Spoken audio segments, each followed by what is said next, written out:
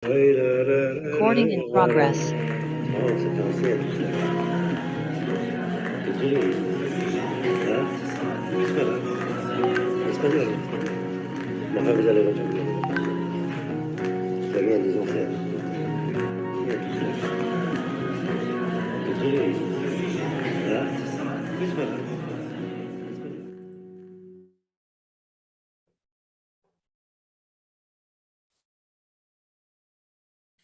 Bonsoir. Ce soir, nous avons de nouveau l'Ascara de Manitou, c'est le 26e anniversaire. Nous faisons ce soir quelque chose de particulier, en ce sens que nous allons parler à la fois en hébreu et en français. Alors, je dis quelques mots en hébreu, vous allez voir qu'il y a un prix à cela, mais c'est le prix d'être ensemble. Nous avons voulu faire ça ce soir, pour une fois, qu'on soit tous ensemble. אז אני מדברת קצת עברית, אני רציתי לומר שהערב זה אזכרה של מניטו, 26 שנים, ואנחנו החלטנו להיות ביחד, לדבר גם בעברית וגם בצרפתית, יש בזה קצת מחיר שזה הסבלנות, אבל זה כדאי, אני חושבת, אנחנו ננסה. אז זה אזכרה של מניטו, אזכרה זה תמיד קצת עצב, געגועים, זיכרונות, אבל במקרה של מניטו, 26 השנים האלו לא היו חלל ריק. התלמידים של מניטו ממש עבדו קשה, השקיעו זמן, וכדי להפיץ את תורתו של מניטו, ואפשר לומר שהם הצליחו. יש אלה שבקרן מניטו שהוציאו לאור הרבה ספרים בעברית, וגם מדרשת יהודה מניטו לא הפסיקה להפיץ את תורתו שבעל פה של מניטו. אז לכן על העצב אפשר להוסיף גם קצת שמחה. כדי לא לשכוח, אני רוצה להזכיר שמחר בשעה 9 בבית העלמין בגבעת שאול אנחנו נפגשים כדי לעלות על הקבר של מניטו. אני עוברת לצרפתית. Voilà, c'est encore une fois l'Ascara de Manitou. Et évidemment, il y a beaucoup de nostalgie, beaucoup de regrets, mais aussi de la joie. Il faut rajouter la joie parce que pendant ces 26 ans, les élèves de Manitou n'ont pas cessé d'investir du temps et de l'énergie. Par exemple, la Fondation Manitou a sans arrêt publié des livres en hébreu et pénétré le public israélien, et la Midreshet Yehuda Manitou aussi n'a jamais cessé de diffuser l'enseignement oral de Manitou. Et vous voyez, par exemple, cette année, il y a eu un énorme événement à l'initiative de l'Organisation sioniste mondiale, en l'honneur des 100 ans de la naissance de Manitou. C'est quand même un grand, je ne veux pas dire un grand succès, mais une consécration. Et bien entendu, ça n'est que le début du travail que nous devons faire. Maintenant, je repasse à l'hébreu. Une minute. Donc, רציתי לומר שאנחנו אחרי הבחירות, ונראה לי שמה שחשוב היום זה להזכיר מושג שהיה ממש מרכזי אצל מניטו, שזה איחוד הערכים ואחדות העם. כמובן, אני לא מדברת פה על פוליטיקה, ממש לא, אבל אני רוצה לתת דוגמה, כי מאוד אהבתי את זה אז, זה לפני שנים רבות, אז השמאל לא היה כמו היום, השמאל היה גם דואג לצדק חברתי, ומניטו היה אומר, השמאל זה כמו אברהם, זה החסד. בזה הוא היה מכניס את השמאל בתוך העם, כאילו בחיבוק, כי אברהם זה לא דבר מינורי, זה דבר מאוד חשוב. וכל הזמן, גם בספר שלו, הדבר והכתוב, בחלק 1 ועמוד 53, הוא אומר, אולי היה אפשר לחשוב שהיה משרד בתוך הממשלה שיהיה כל הזמן, למשל לשמאל. אני אומרת אולי הרווחה, ומשרד אחר אולי תמיד לימין, אפשר לחשוב על משרד הביטחון. בקיצור, מניטו שתמיד הביע את דעתו, כן, הוא היה נגד אוסלו וכו'. הוא לא הפסיק לחשוב, לשאוף לאחווה ולאחדות, ולדעתי זה מאוד חשוב לא לשכוח את זה, דווקא היום, כן? אני עוברת לצרפתית. Nous sommes au lendemain des élections et je pense que c'est très très important, justement, maintenant, de rappeler un concept qui était très très important dans la pensée de Manitou, qui est l'unité des valeurs, l'unité du peuple. Il parlait aussi de l'unité dans la communauté à l'époque. Et je me rappelle, j'avais beaucoup aimé à l'époque, en parlant de la gauche israélienne, mais à l'époque, la gauche, ce n'était pas comme maintenant, la gauche s'occupait aussi de justice sociale à l'époque. Manitou disait la gauche, finalement, c'est comme Abraham, c'est le chesed. Alors, on sait bien que dans le judaïsme, le chesed, ça ne suffit pas. Il y a Abraham, Yitzhak, Yaakov, voilà. Seulement, il essayait de redonner à chacun une place et de rechercher partout ce qu'il peut y avoir de positif. Et la harva, la fraternité, c'est quelque chose d'extrêmement important. Donc ça, je voulais absolument rappeler aujourd'hui, et je pense que c'est vraiment l'esprit de Manitou. Maintenant, je voudrais voir si vous vous rappelez ce qui s'est passé l'année dernière. Lors de la Haskara de Manitou l'année dernière, nous avions comme sujet la pédagogie. Et nous avons eu un cours formidable du Rav Uri Cherki sur la pédagogie. Alors, je ne vais pas faire une interrogation, mais avec tous les points pédagogiques rappelés par le Rav Uri Cherki, je rappellerai quand même, j'en ajouterai un qui s'appelle la révision. Je voudrais résumer ce qu'a dit le Rav Uri Cherki. J'aimerais que Yohan fasse un partage d'écran pour les hébraïsants. הנה אני מדברת עברית עכשיו, למי שלא מבין צרפתית, יש לכם פה את התרגום לעברית, תרגום מאושר על ידי הרב אורי שרקי, של מה שהרב אורי שרקי אמר בשנה שעברה על הפדגוגיה של מניטו. למה מצאתי נכון לדבר על זה היום? כי כל, לדעתי, עתיד המדינה הוא בחינוך, פדגוגיה נכונה, וגם אם אתם לא בתחום החינוך, תחשבו על זה גם ביחס לילדים שלכם. זה חשוב. עכשיו אני עוברת, כשאתם לומדים, אני אסכם בצרפתית. Alors voilà, il y a 5 points que le Rav Cherki a signalés dans la pédagogie de Manitou et aucun de ces 5 points n'est évident. Le premier, c'est la confiance qu'il faut donner aux élèves. Le deuxième point, c'est de permettre à l'élève de découvrir par lui-même, d'apprendre en faisant un effort. Le Rav Cherki avait donné l'image de la lucarne qu'on ouvre, la lucarne qu'on ouvre, qu'on referme, et l'élève doit la rouvrir par lui-même. Le troisième point, c'est d'adapter l'éducation, la pédagogie à chaque période. Et là, le Rav Cherki nous a raconté une petite histoire qui lui a été racontée par le Rav Eliakim Simsovic. Et la voici. Il dit, déjà quand il était jeune, Manitou enseignait à un public mixte. Et il était évidemment très critiqué par les rabbins. Donc, il est allé voir le Hav Beddin d'un Beddin orthodoxe à Paris, le Rav Eli Munk, et lui a dit, voilà ce que je fais, et c'est pour telle et telle raison. Et si vous me dites d'arrêter, j'arrête tout de suite. Le Rav Monk lui a dit, revenez dans 3 jours. 3 jours plus tard, Manitou revient et le Rav Monk lui dit, voilà, je vous autorise à condition que vous réussissiez. Et je pense que nous, tous qui sommes là, nous sommes vraiment témoins du fait que Manitou a vraiment réussi dans tout ce qu'il a fait. Alors voilà, je voudrais dire 2 choses en français que je n'ai pas dit tout à l'heure. 1, demain à 9h, on se réunit au cimetière à Givat Shaoul sur la Rechava.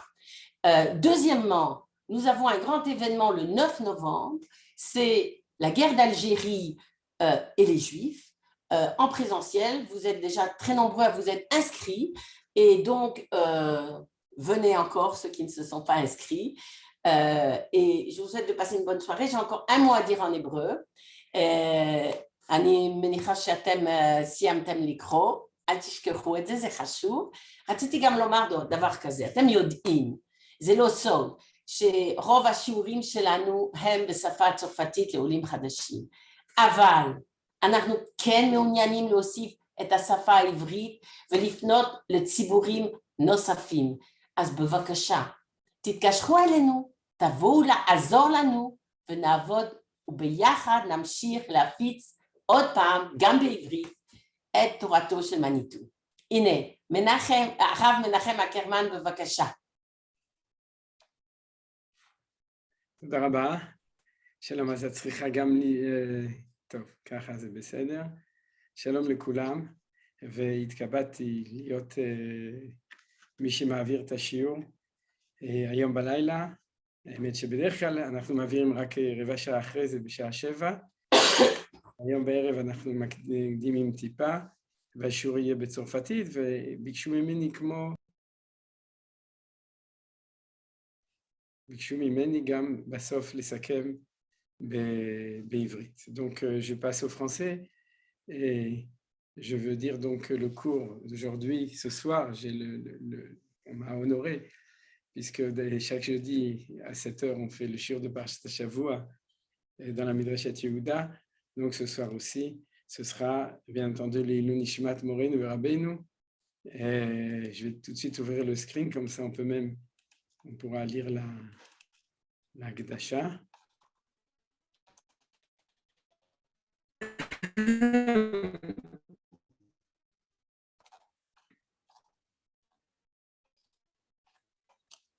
Seconde, vous m'excusez, juste... Voilà, Leilui Nishmat, Morin Verabenu Meor, Galuten Geulatenu, Rav Yehuda Leon, Ben Rabbi David Ashkenazi, Zecher Tzadik, Livracha. Donc, le cours est consacré à Manitou, bien entendu, et on va étudier Parashat Shavua, la paracha de Lech Lecha, avec un titre Vaelech Avraham Aloch Venaso Anegba, c'est-à-dire qu'Avraham voyageait toujours vers le sud, et Rachid nous dit qu'il voyageait vers Yerushalayim. Et c'est un petit peu ce qu'on va étudier ce soir. Et à la fin, je dirai quelques mots aussi à propos de ça. Leilun Nishmat, והדברים שאני אגיד לעילוי נשמת מניטו, אני אגיד אותם דווקא בעברית, כדי שמי שלא מבין כל כך צרפתית, אני רואה שהרוב פה, אז ליאן בתר ובה מבינים צרפתית, אבל אם יש אחד או שתיים, ככה גם ישמעו את הדברים. Donc, je voudrais commencer le shiur, bien entendu. Manitou, comme tout le monde le sait, l'enseignement essentiel, surtout sur le livre de Bereshit, c'est l'engendrement, les toladot. Et dans les toladot, il y a deux choses. Il y a le passage d'identité et la mutation d'identité. Le passage d'identité, c'est ce qu'on verra la semaine prochaine, avec le fait qu'Abraham va passer à Yitzhak, et Yitzhak va engendrer que l'histoire n'est pas l'histoire des événements, mais l'histoire d'une évolution jusqu'au temps où va naître le Fils de l'homme qui est le Mashiach, et ça se fait par un passage d'identité d'une génération à l'autre, avec toute la dimension du fait que chaque identité nouvelle amène quelque chose de nouveau. D'après la Kabbalah, Abraham qui est dans la vertu de Chesed, comme Brigitte l'a dit, ensuite Yitzhak dans la vertu de Gvura, et ensuite Yaakov dans la vertu de Tiferet, de l'harmonie entre tout. Maintenant, dans notre paracha, curieusement, on n'a pas de passage d'identité, mais on a une évolution, une mutation d'identité. D'abord une mutation et ensuite une évolution. C'est ça qui caractérise notre paracha pour arriver jusqu'à la fin.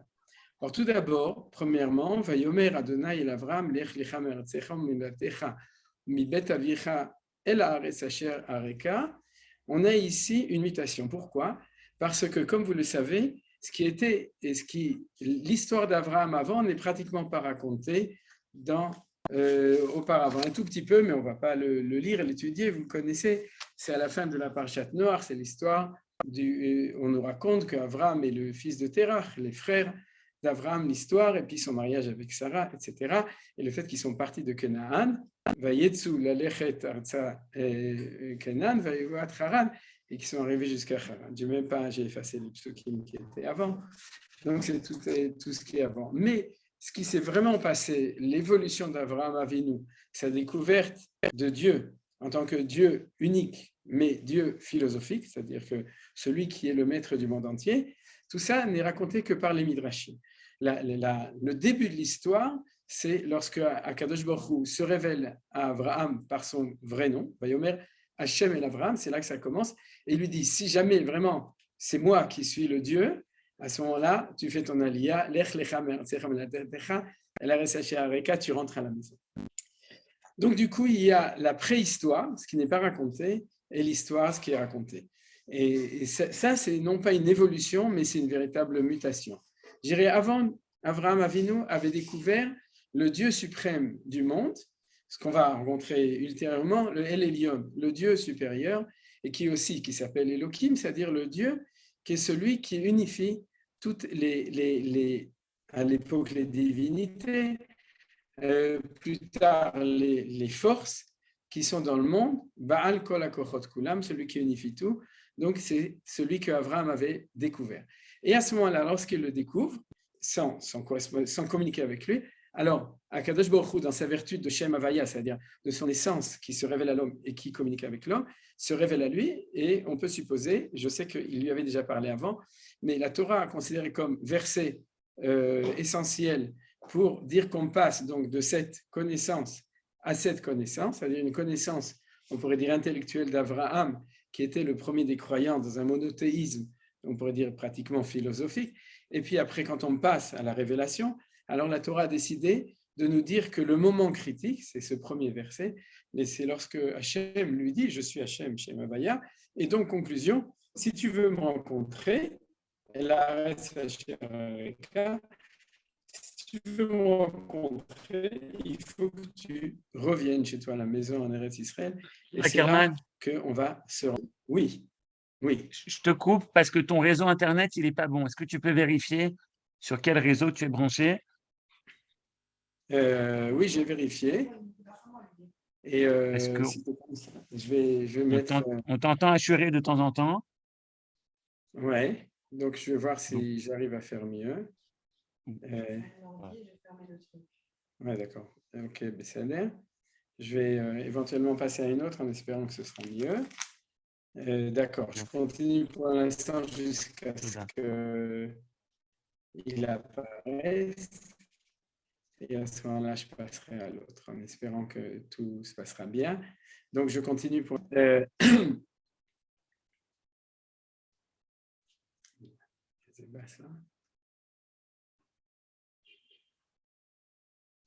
D'accord. Je continue pour l'instant en espérant que ce sera assez bien.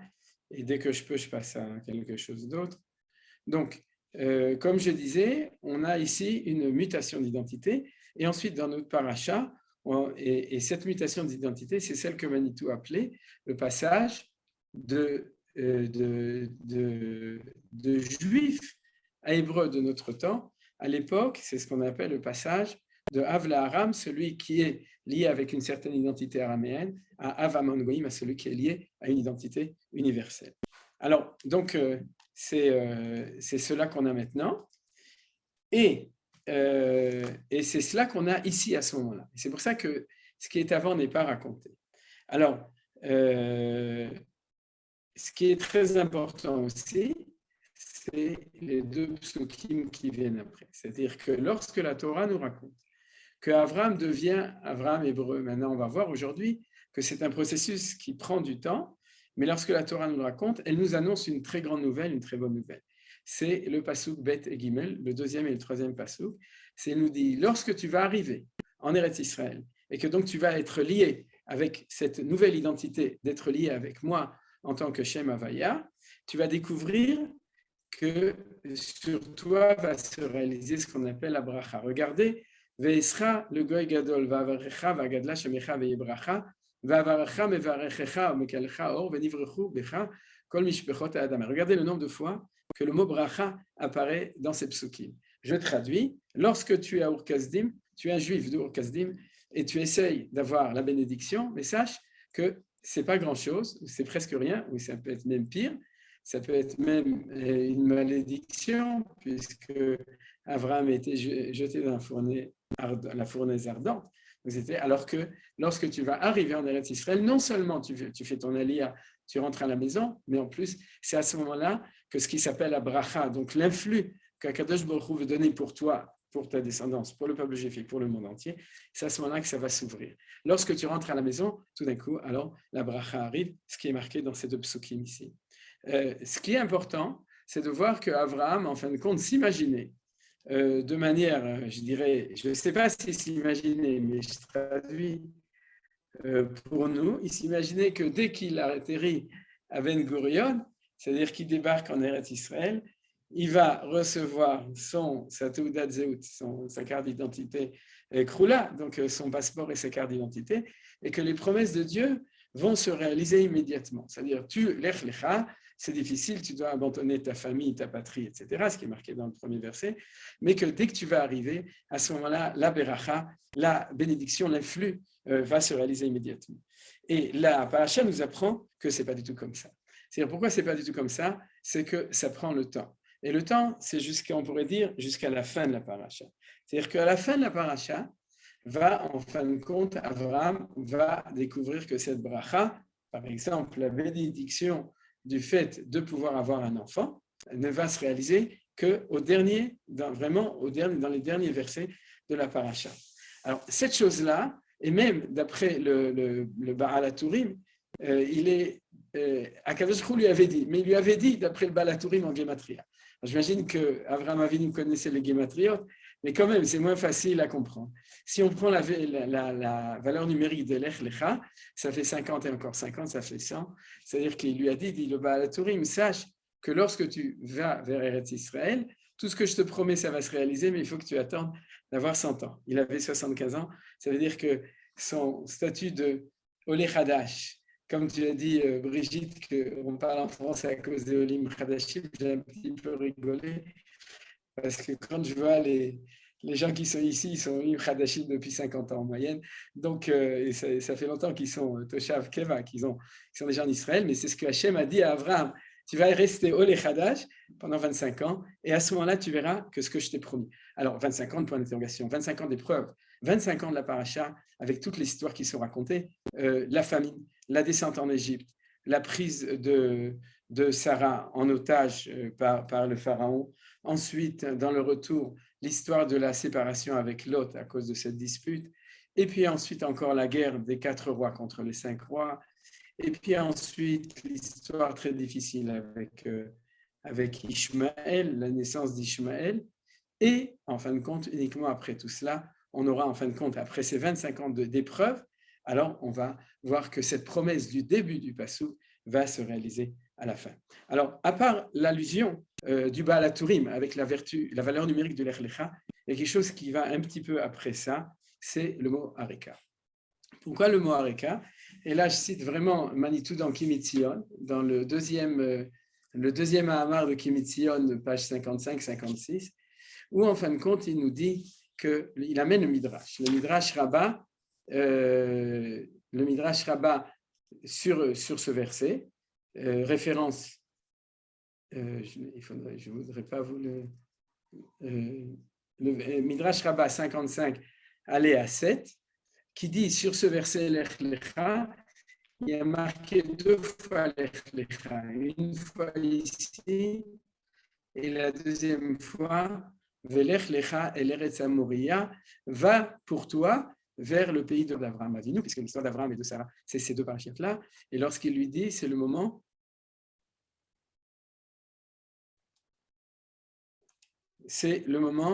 de la Hakeda, le moment de la Hakeda, ce qu'on appelle la ligature de Isaac.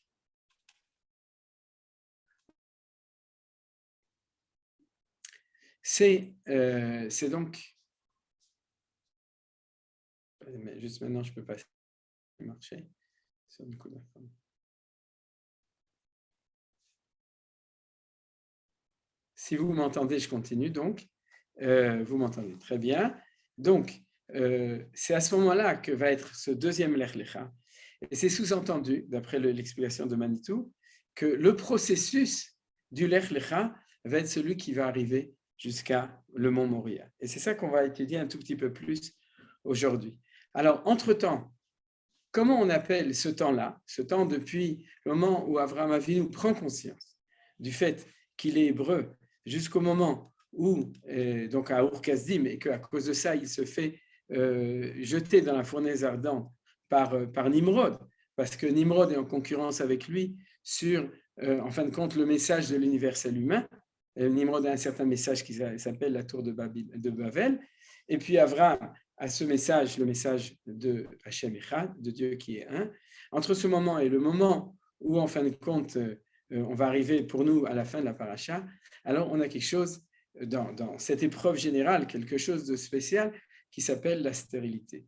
Puisque Abraham est stérile d'après les Chachamim et Sarah est stérile, les deux sont stériles. C'est vrai qu'au moment du mariage d'Abraham avec Agar, à ce moment-là, Abraham lui-même devient fertile, c'est la décision d'Akadosh Baruch Hu, alors que Sarah, ça va prendre encore 12 ans ou 13 ans, 12 ans, jusqu'au moment où Akadosh Baruch Hu va envoyer ses anges pour annoncer que maintenant, non seulement Abraham devient fertile, mais Sarah, et donc Yitzhak va pouvoir naître. Alors cette stérilité, c'est un point qui est très important. Il signifie, parce qu'il y a une incompréhension, comment ça se fait que tous les patriarches étaient Akarim, étaient stériles. Akar, dans le sens aussi de Ikar, Akar et Tabaï, de l'essence ou de l'essentiel.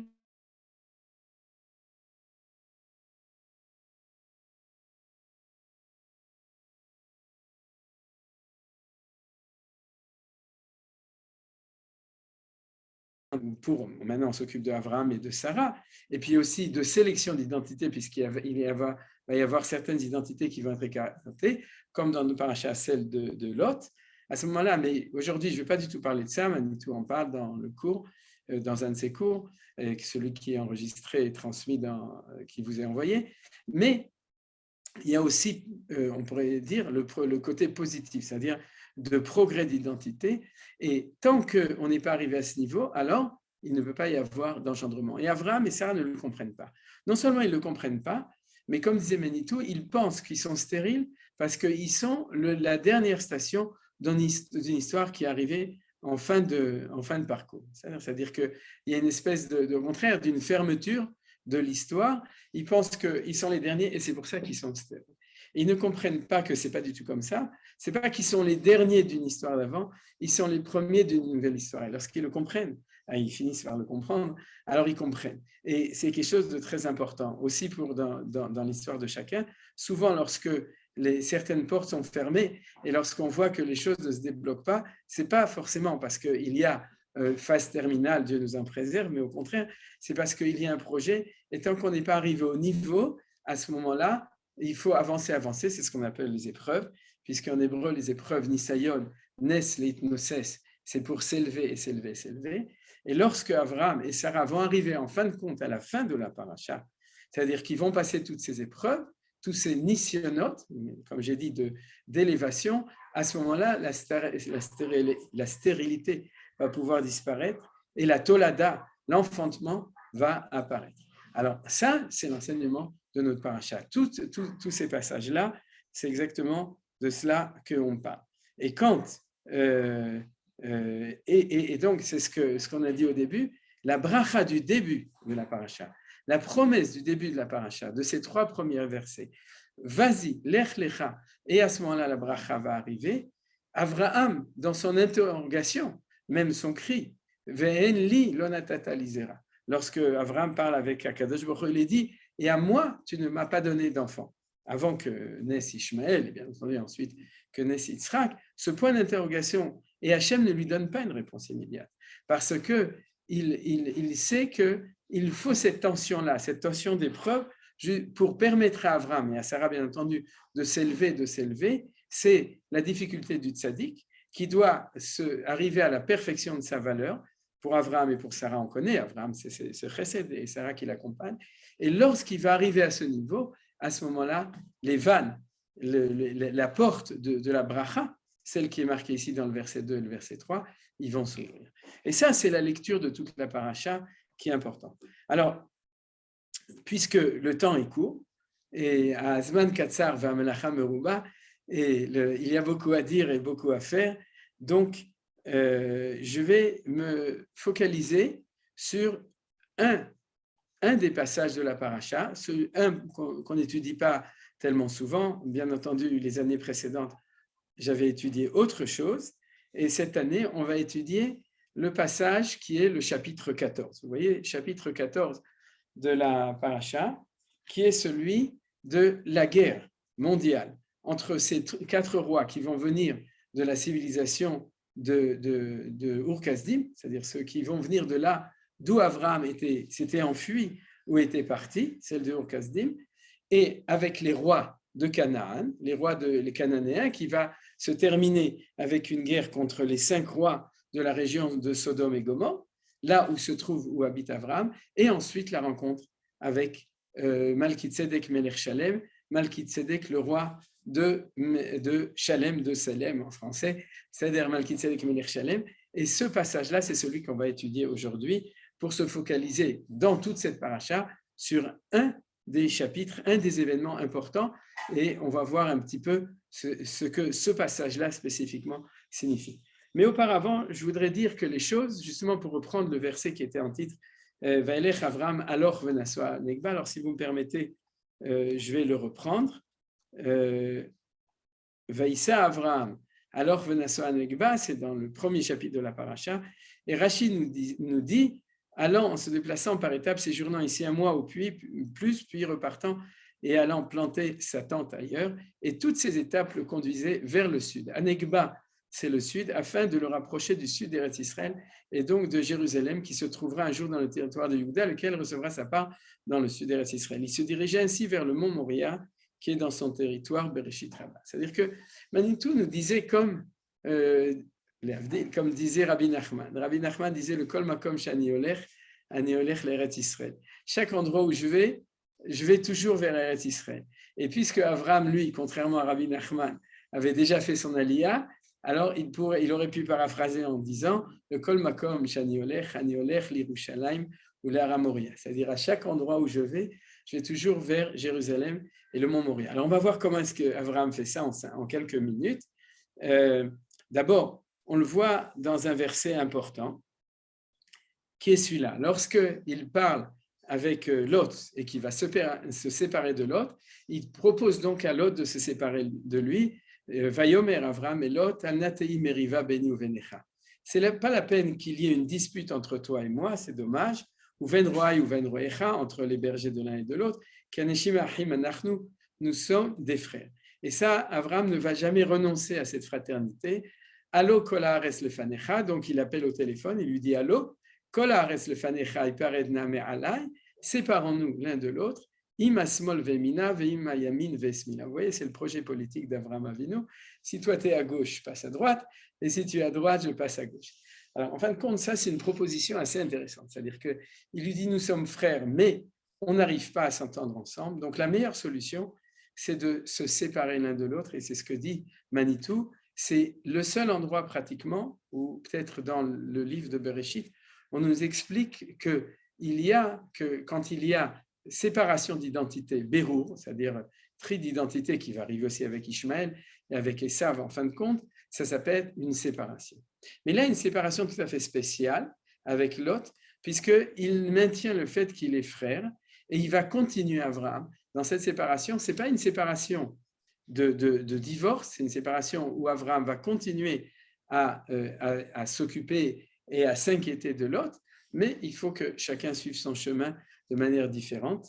Et donc, c'est pour ça qu'il lui dit « Iparet, séparons-nous l'un de l'autre. » Et il lui dit donc « Toi, tu passes à droite et moi à gauche, ou bien moi à gauche et toi à droite. » Et le Targum Onkelos, selon les directions cardinales de la traduction hébraïque, dit que la droite et la gauche dans les directions, c'est le sud et le nord. Le sud, c'est Yamin, Teimana, comme on dit, un Yéménite, c'est quelqu'un qui vient du sud, un Teimani, et le nord, ça s'appelle le Smol. Parce que l'est, c'est Kedma, c'est celui qui est avant, Kedma, et l'ouest, c'est derrière. Donc en fait, qu'est-ce qu'il lui dit? Si tu vas au sud, je vais au nord, si tu vas au nord, je vais au sud. Pourquoi je vous ai amené ce passou? Parce que la route d'Abraham, c'est la route qui est celle de l'axe nord-sud. Et dans cet axe nord-sud, le premier endroit où il arrive, c'est, excusez-moi que je passe en vitesse, c'est à Shrem. C'est-à-dire, il vient du nord, et Shrem, pourquoi?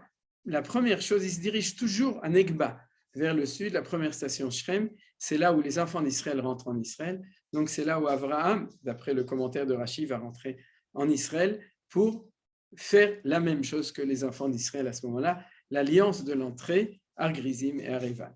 Et ensuite, il se dirige un peu plus vers le sud, donc toujours, comme on l'a vu ici à Negba, vers Jérusalem. et il arrive à Bethel et à Haï. Donc, il arrive à un autre endroit qui est aussi important. Il est lié avec l'entrée des enfants d'Israël au moment de Josué, au moment de Jéricho, puisque c'est à Bethel et à Haï. Haï, ça fait mal, où c'est résolu le problème de Achan lorsqu'ils sont rentrés en Eretz Israël. Alors après, on pense qu'il va arriver à Jérusalem. Eh bien non, il n'arrive pas à Jérusalem, il arrive, et ça lui prend du temps, il arrive à Hebron. Donc il passe Jérusalem, il arrive à Hebron. Et puis ensuite, c'est-à-dire quand il arrive en Égypte tout d'abord, excusez-moi, ensuite quand il remonte, j'ai sauté tous ces passages, quand il revient d'Égypte, il remonte à Bethel, c'est-à-dire il reprend la station où il était quand il a dû descendre en Égypte, et puis il continue à aller vers le sud, et il arrive jusqu'à Hebron, donc il passe Jérusalem, et en fin de compte, il va arriver à Jérusalem.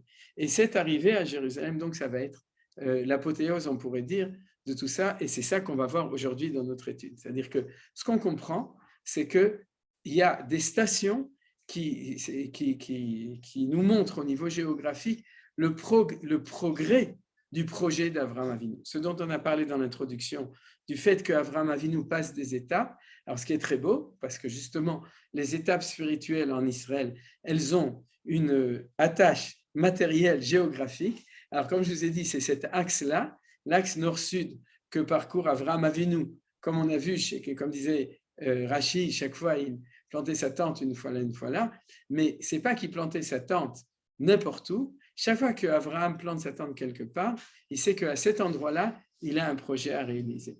Dans l'attente du projet final, celui de la fin de la paracha, lorsqu'il va devenir Avraham Avinu et Sarah va devenir Sarah. Donc l'attente, c'est le projet, c'est cet avancement, et à ce moment-là, on arrive là. Alors, on arrive à cette étape-là qui est la guerre entre ces quatre rois. Alors, lisons juste le premier verset qui nous dit comme ça: Vaï bimeam Raphaël melech Shinar, Arioch melech Elassar, Kedor la Omer melech Eman, Vetidal melech Goïm, Asu milchama et Bera melech Zdom, et Birsha melech Amora, Shinav melech Adma, Veshem Ever melech Zvoim, Melech Bela Itzoar, Kol ele Chavru ele El Emek Asidim ou Yamamelach. Donc, on nous raconte qu'il y a eu toute une guerre entre les quatre rois et les cinq rois. Alors, pour l'instant, on s'arrête là dans l'histoire de la guerre. Bien entendu, à la fin, ils se retrouvent. Donc, le dénouement va être à Yamamelach, vous voyez, la mer morte, c'est-à-dire puisque ces cinq rois d'Israël sont les rois des 5 villes de la région de Sodome et Gomorrhe, comme nous le savons d'encore beaucoup de sources. Alors, qu'est-ce que ça vient faire chez nous? C'est ça la question. Qu'est-ce que cette histoire-là vient faire chez nous? Ensuite, pourquoi est-ce qu'Abraham a besoin de s'ingérer dans cette guerre? Là, je pose les questions essentielles de notre étude à partir de maintenant. Pourquoi c'est une question? Parce que cette guerre, a priori, ne le concerne pas. C'est une guerre entre les rois de la grande civilisation d'Ur-Kasdim, de Babylone, d'Irak, etc., qui est à l'époque, en face d'une guerre avec les Cananéens qui se trouvent ici. Alors, en quoi ça le concerne? Pourquoi est-ce qu'en fin de compte, il va rentrer dans cette guerre? On va le voir. C'est parce que Lot, qui se trouve là-bas, justement au centre nerveux de ces 5 rois cananéens qui vont faire la guerre, il se trouve que Lot se trouve là et qui va être pris par ces 4 rois qui viennent de Ur-Kasdim. Il va être pris par eux comme otage, et c'est pour ça qu'Abraham, se sentant responsable et se sachant responsable de Lot, va commencer à faire cette guerre. Il va vaincre ces 4 rois qui ont vaincu les rois cananéens. C'est-à-dire que les rois cananéens ont été vaincus par ces 4 rois, et c'est Abraham Avinu qui va les vaincre. Donc, en fin de compte, premièrement, une guerre qui est complètement étrangère à l'histoire d'Abraham, une guerre entre des rois d'un côté qui viennent de la civilisation la plus forte de cette époque par rapport aux rois qui se trouvent en Eretz Israël à ce moment-là. Et puis, les rois d'Eretz Israël vont perdre, et c'est Abraham Avinu qui va reprendre cette guerre pour sauver Lot, et grâce à ça, il va vaincre ces 4 rois qui sont les 4 grands empires de l'époque. Donc, c'est aussi une question importante. Qu'est-ce que c'est que cette histoire? Et ensuite, on va voir que c'est à ce moment-là qu'Abraham va s'appeler Abraham à Ivry. Vous voyez, c'est marqué après, ici, un tout petit peu après. Il y a marqué comme ça. Vayavo apalit vayegel Avraham à Ivry, veushochen belonim amre aemori achi eshkol vachi aner vem bale brit Avraham. Donc, le palit, celui qui sort de la guerre, qui est le rescapé du côté cananéen, vient pour annoncer à Avram, et du coup, Avram va prendre les armes, pas lui-même, il va envoyer ses soldats, son unité, on va voir son unité, qui c'est son unité, et puis il va voir. Et c'est là le seul endroit où Avram s'appelle l'hébreu. Alors, comme on sait que c'est un mot de code pour Manitou, que Avram, c'est Avram l'hébreu, et c'est à ce moment-là qu'il devient hébreu. Alors, pourquoi c'est à ce moment-là qu'il s'appelle hébreu? Et puis ensuite, on va voir que quand il va gagner la guerre, vous connaissez l'histoire, il va gagner la guerre, il va ramener tout le monde, il va rencontrer le roi de Sodome, etc. Et puis à ce moment-là, il y a une nouvelle personne qui sort, ou Malkitzedek Melech Shalem, jusqu'à là, on est avec le roi de Sodome et de Gomorrhe qui rencontre Avram, et puis tout un pourparler pour savoir est-ce que Avram va prendre le butin, etc. Il refuse de tout prendre, et à ce moment-là, arrive, sans crier gare, Malkitzedek, le roi de Shalem, il sort du pain et du vin, il fait kidouche, c'est-à-dire il sanctifie l'événement. Pour les sages, pire que ça, il amène des corbanotes au Beth Amikdash, puisqu'on va voir qu'il est le roi de Shalem, c'est Jérusalem, Vokohen et Lélion. Donc, puisqu'il est prêtre, il offre des corbanotes disons, pour sanctifier cet événement de la victoire de Avram sur les 4 rois. Et en plus, nos sages nous disent, ou Malkitzedek, le Midrash explique, c'était Shem, le fils de Noach. Donc, on a ici en plus une information extrêmement importante qui n'est pas marquée dans le texte. C'est nos sages qui nous disent, ce roi de Jérusalem, c'est Shem, le fils de Noach. Alors, tout ça, c'est les questions. On a ici une paracha extrêmement importante d'un côté, mais extrêmement, on pourrait dire, extrêmement obscure. Je reviens au début de cette histoire, puisque j'ai posé toutes les questions. Qu'est-ce qui se passe ici? Donc, vu que le temps est court, comme je l'ai dit, on va directement passer à l'explication de tout cela. Maaseh Avot Siman Labanim, cette histoire, elle préfigure l'histoire dans le futur. Pourquoi? Parce qu'en fin de compte, on a ici une espèce de préfiguration de la fin des temps, de la guerre de Gog ou Magog. Et pourquoi est-ce que c'est la guerre de... Vous savez, Avram lui-même a vécu son exil au Kasdim, il est sorti, et puis donc il vit tous les stades lui-même de la Géoula Shlema, de la rédemption complète. Et alors cette histoire-là, je vous donne cette clé, je vous la propose en tout cas, c'est l'histoire de Avraham Avinu lorsqu'il rentre chez lui en Israël. En effet, ce que nous racontent les prophéties, c'est que lorsque nous rentrerons à la maison, au Bercail, en Eretz Israël, après avoir été sortis d'une galoute terrible, à ce moment-là, on inspire, ça je cite de manière libre la prophétie qui parle de Gog ou Magog, et lorsque le peuple d'Israël s'installe sur sa terre et aspire à la menoucha, c'est-à-dire en fin de compte d'être au repos de toute cette histoire de galoute terrible, et à ce moment-là, c'est les goïms qui vont venir sur la terre d'Israël pour se battre entre eux, et dans cette guerre qui sera a priori entre deux factions du monde entier, c'est-à-dire une guerre universelle, à ce moment-là, dans le dénouement, et dans ce dénouement, d'après la paracha d'ici, c'est même Avram lui-même qui le fait, ce dénouement, il y aura un dénouement, et dans ce dénouement, à ce moment-là, viendra les temps messianiques. Alors, vous voyez que ça ressemble beaucoup, puisqu'on voit exactement la même chose, cette grande puissance qui vient en Israël, qui se bat, en fin de compte, Avram, pour protéger son neveu Lot, va rentrer dedans, va gagner la guerre, et on va voir ce dénouement de Happy End à la fin, avec Malkitzedek Melech Shalem, Baruch Atah Adonai Le'olam She'akol Nehelu. Donc, comment ça se passe? Tout d'abord, il faut connaître les identités. Qui est ce Amraphel, qui est ici marqué comme le roi le plus important, puisque c'est le premier. Quand on a une liste de rois, le premier, c'est celui qui est le plus important. Nous dit Rashi, c'est Nimrod, lequel avait dit à Abraham, jette-toi dans la fournaise ardente. Donc, c'est un jeu de mots. Amar, Paul, c'est-à-dire, il a dit à Abraham, tombe dans la fournaise ardente. Le nouveau qui aura un nom qui ressemble dans la période nouvelle, c'est Napoléon. C'est parce qu'il y a aussi le mot Nafal dedans. Et puis ensuite, Léon, c'est pour faire un remèze à Manitou. Mais en tout cas, aucun rapport. Ici, on est dans Amraphel et on nous dit que c'est Nimrod, le Midrash Tanchuma. Alors, ça veut dire quoi? Ça veut dire que cette histoire, c'est pour Abraham, c'est le moment qui continue l'événement préhistorique de Abraham qui était, lorsqu'il était au Kasdim, il était chez Nimrod. Et à ce moment-là, c'est Nimrod qui dirigeait. Et c'est Nimrod qui a dit, c'est moi celui qui va faire un principe d'unité dictatoriale du monde, c'est moi qui dirige tout le monde. Et au nom de cette dictature, de mon idéologie, puisque toi, tu ne l'acceptes pas et tu casses mes idoles, à ce moment-là, je vais te jeter dans la fournaise ardente pour faire disparaître l'empêcheur de tourner en rond, qui s'appelle donc l'hébreu ou le juif, qui remet en question les idéologies, les idéologies différentes, qui essayent de vendre une idéologie universelle qui ne met pas le nom de Dieu, c'est-à-dire l'universel réel, le nom de Akadosh Baruch Hu dedans. Et à ce moment-là, il a été, en principe, Abraham, c'est lui qui va être en état de faiblesse et disqualifié.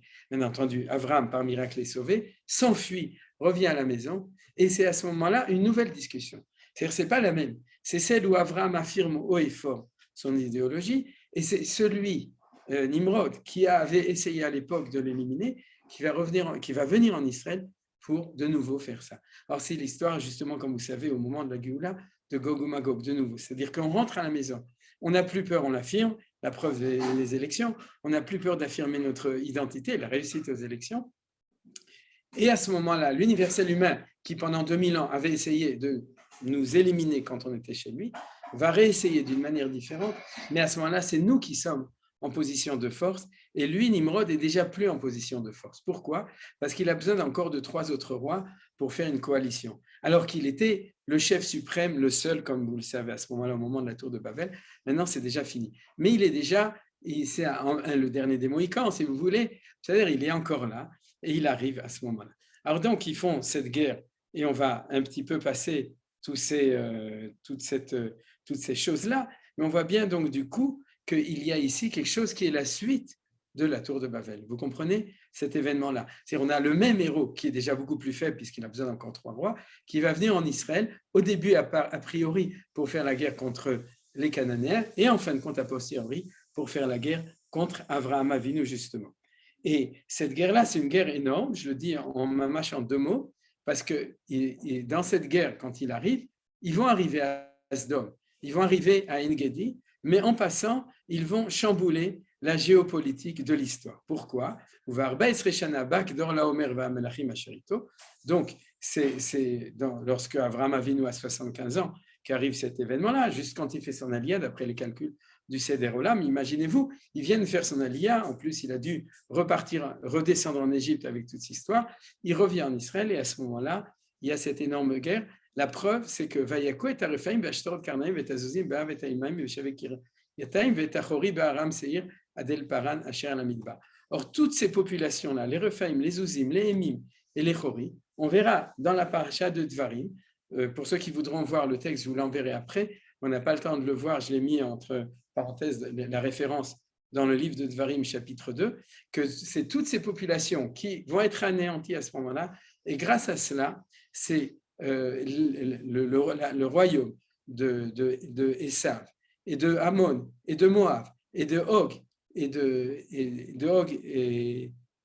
Og Melech Bashan et Sichon vont prendre, non, excusez-moi, pas Og Melech et Sichon, mais c'est Ammon, Moab et Edom et Esav vont prendre leur place parce qu'à ce moment-là, ils vont être de manière ou éliminée ou complètement affaiblie, ces 3 grandes populations. Et pour qu'on soit sûr de cette correspondance, Rachid nous dit les Uzim, c'est les Zamzoumim, c'est-à-dire ceux qui étudient dans le Zoom, comme nous, on appelle ça les Zoom-Zoumim. Et donc, cette population-là, c'est Dvarim 2.20. Vous voyez ce verset, c'est la référence.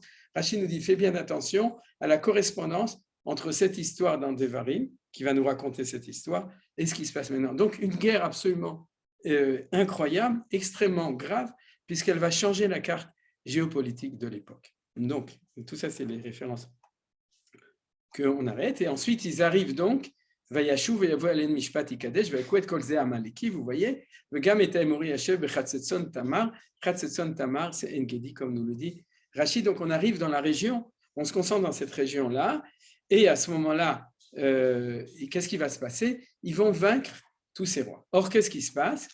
Ils vont aimer Kassidim, Berot Remar, Vayanusu Melech Sdom Va'amora, Vaiplusham, Vanisharim Eranasu. Donc, les survivants vont s'enfuir vers la montagne.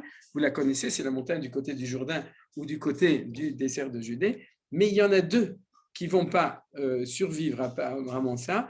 C'est le roi de Sodome et de Amora, et ils vont tomber dans les puits c'est traduit par bitume, ou bien Khemar, Khemar, c'est la matière avec laquelle on fait des briques, c'est aussi la matière avec laquelle la tour de Babel s'était faite. Et qu'est-ce que nous raconte le Midrash, que nous amène Rashi? Le Midrash explique, je suis ici, le Midrash explique qu'il s'y était enlissé, que le roi de Sodome a pu en sortir grâce à un miracle, car certains peuples ne croyaient pas au sauvetage d'Avram de la fournaise ardente d'Ur Kasdim. Lorsque le roi de Sodome s'est sorti sain et sauf des puits de bitume, leur scepticisme envers Avram s'est évanoui. Alors, Nachmanide demande quel est le rapport entre les deux, comment le fait que le roi de Sodome qui tomberait, qui sortirait de manière miraculeuse, amènerait le monde entier à croire dans le miracle de la sortie de Avram de Ur Kasdim. Je passe sur l'explication de Nachmanide et j'explique selon notre développement. On voit ici de nouveau le lien profond entre cette guerre-là et entre la confrontation à l'époque entre Nimrod et Avram. Et c'est ça que veut nous dire le Midrash. Et le Midrash veut nous dire, comprend qu'ici on a la suite de la même histoire.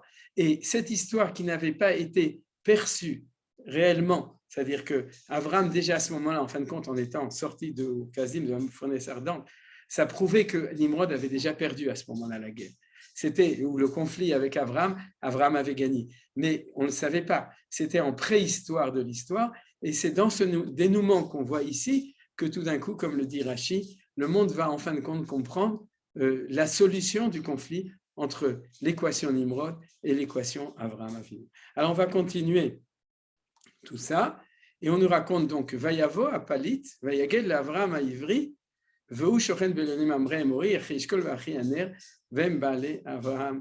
Alors je vais sauter puisqu'on n'a plus le temps cette histoire spéciale qui était ce Palit. Mais en tout cas, on voit qu'à ce moment-là apparaît Avram à Ivri, parce que la Ivriout de Avraham, c'est cette essence sur lequel il y avait le conflit avec Nimrod, c'est que le Ivri, c'est celui qui explique que l'universel humain est réuni par le langage du Lashon HaKodesh, c'est-à-dire le langage de Dieu. Et celui qui connaissait cette vérité, depuis Avram, c'était Noach, c'était Shem, ensuite, et après c'était Ever, et c'est eux, Shem et Ever, qui vont le transmettre à Avram. Alors, lorsque le dénouement de ce conflit entre Nimrod, qui disait l'unité du monde va être réussie au moment de la tour de Babel, sans le nom de Dieu, puisque Na'aseh Shem, on va trouver une autre équation, un autre nom.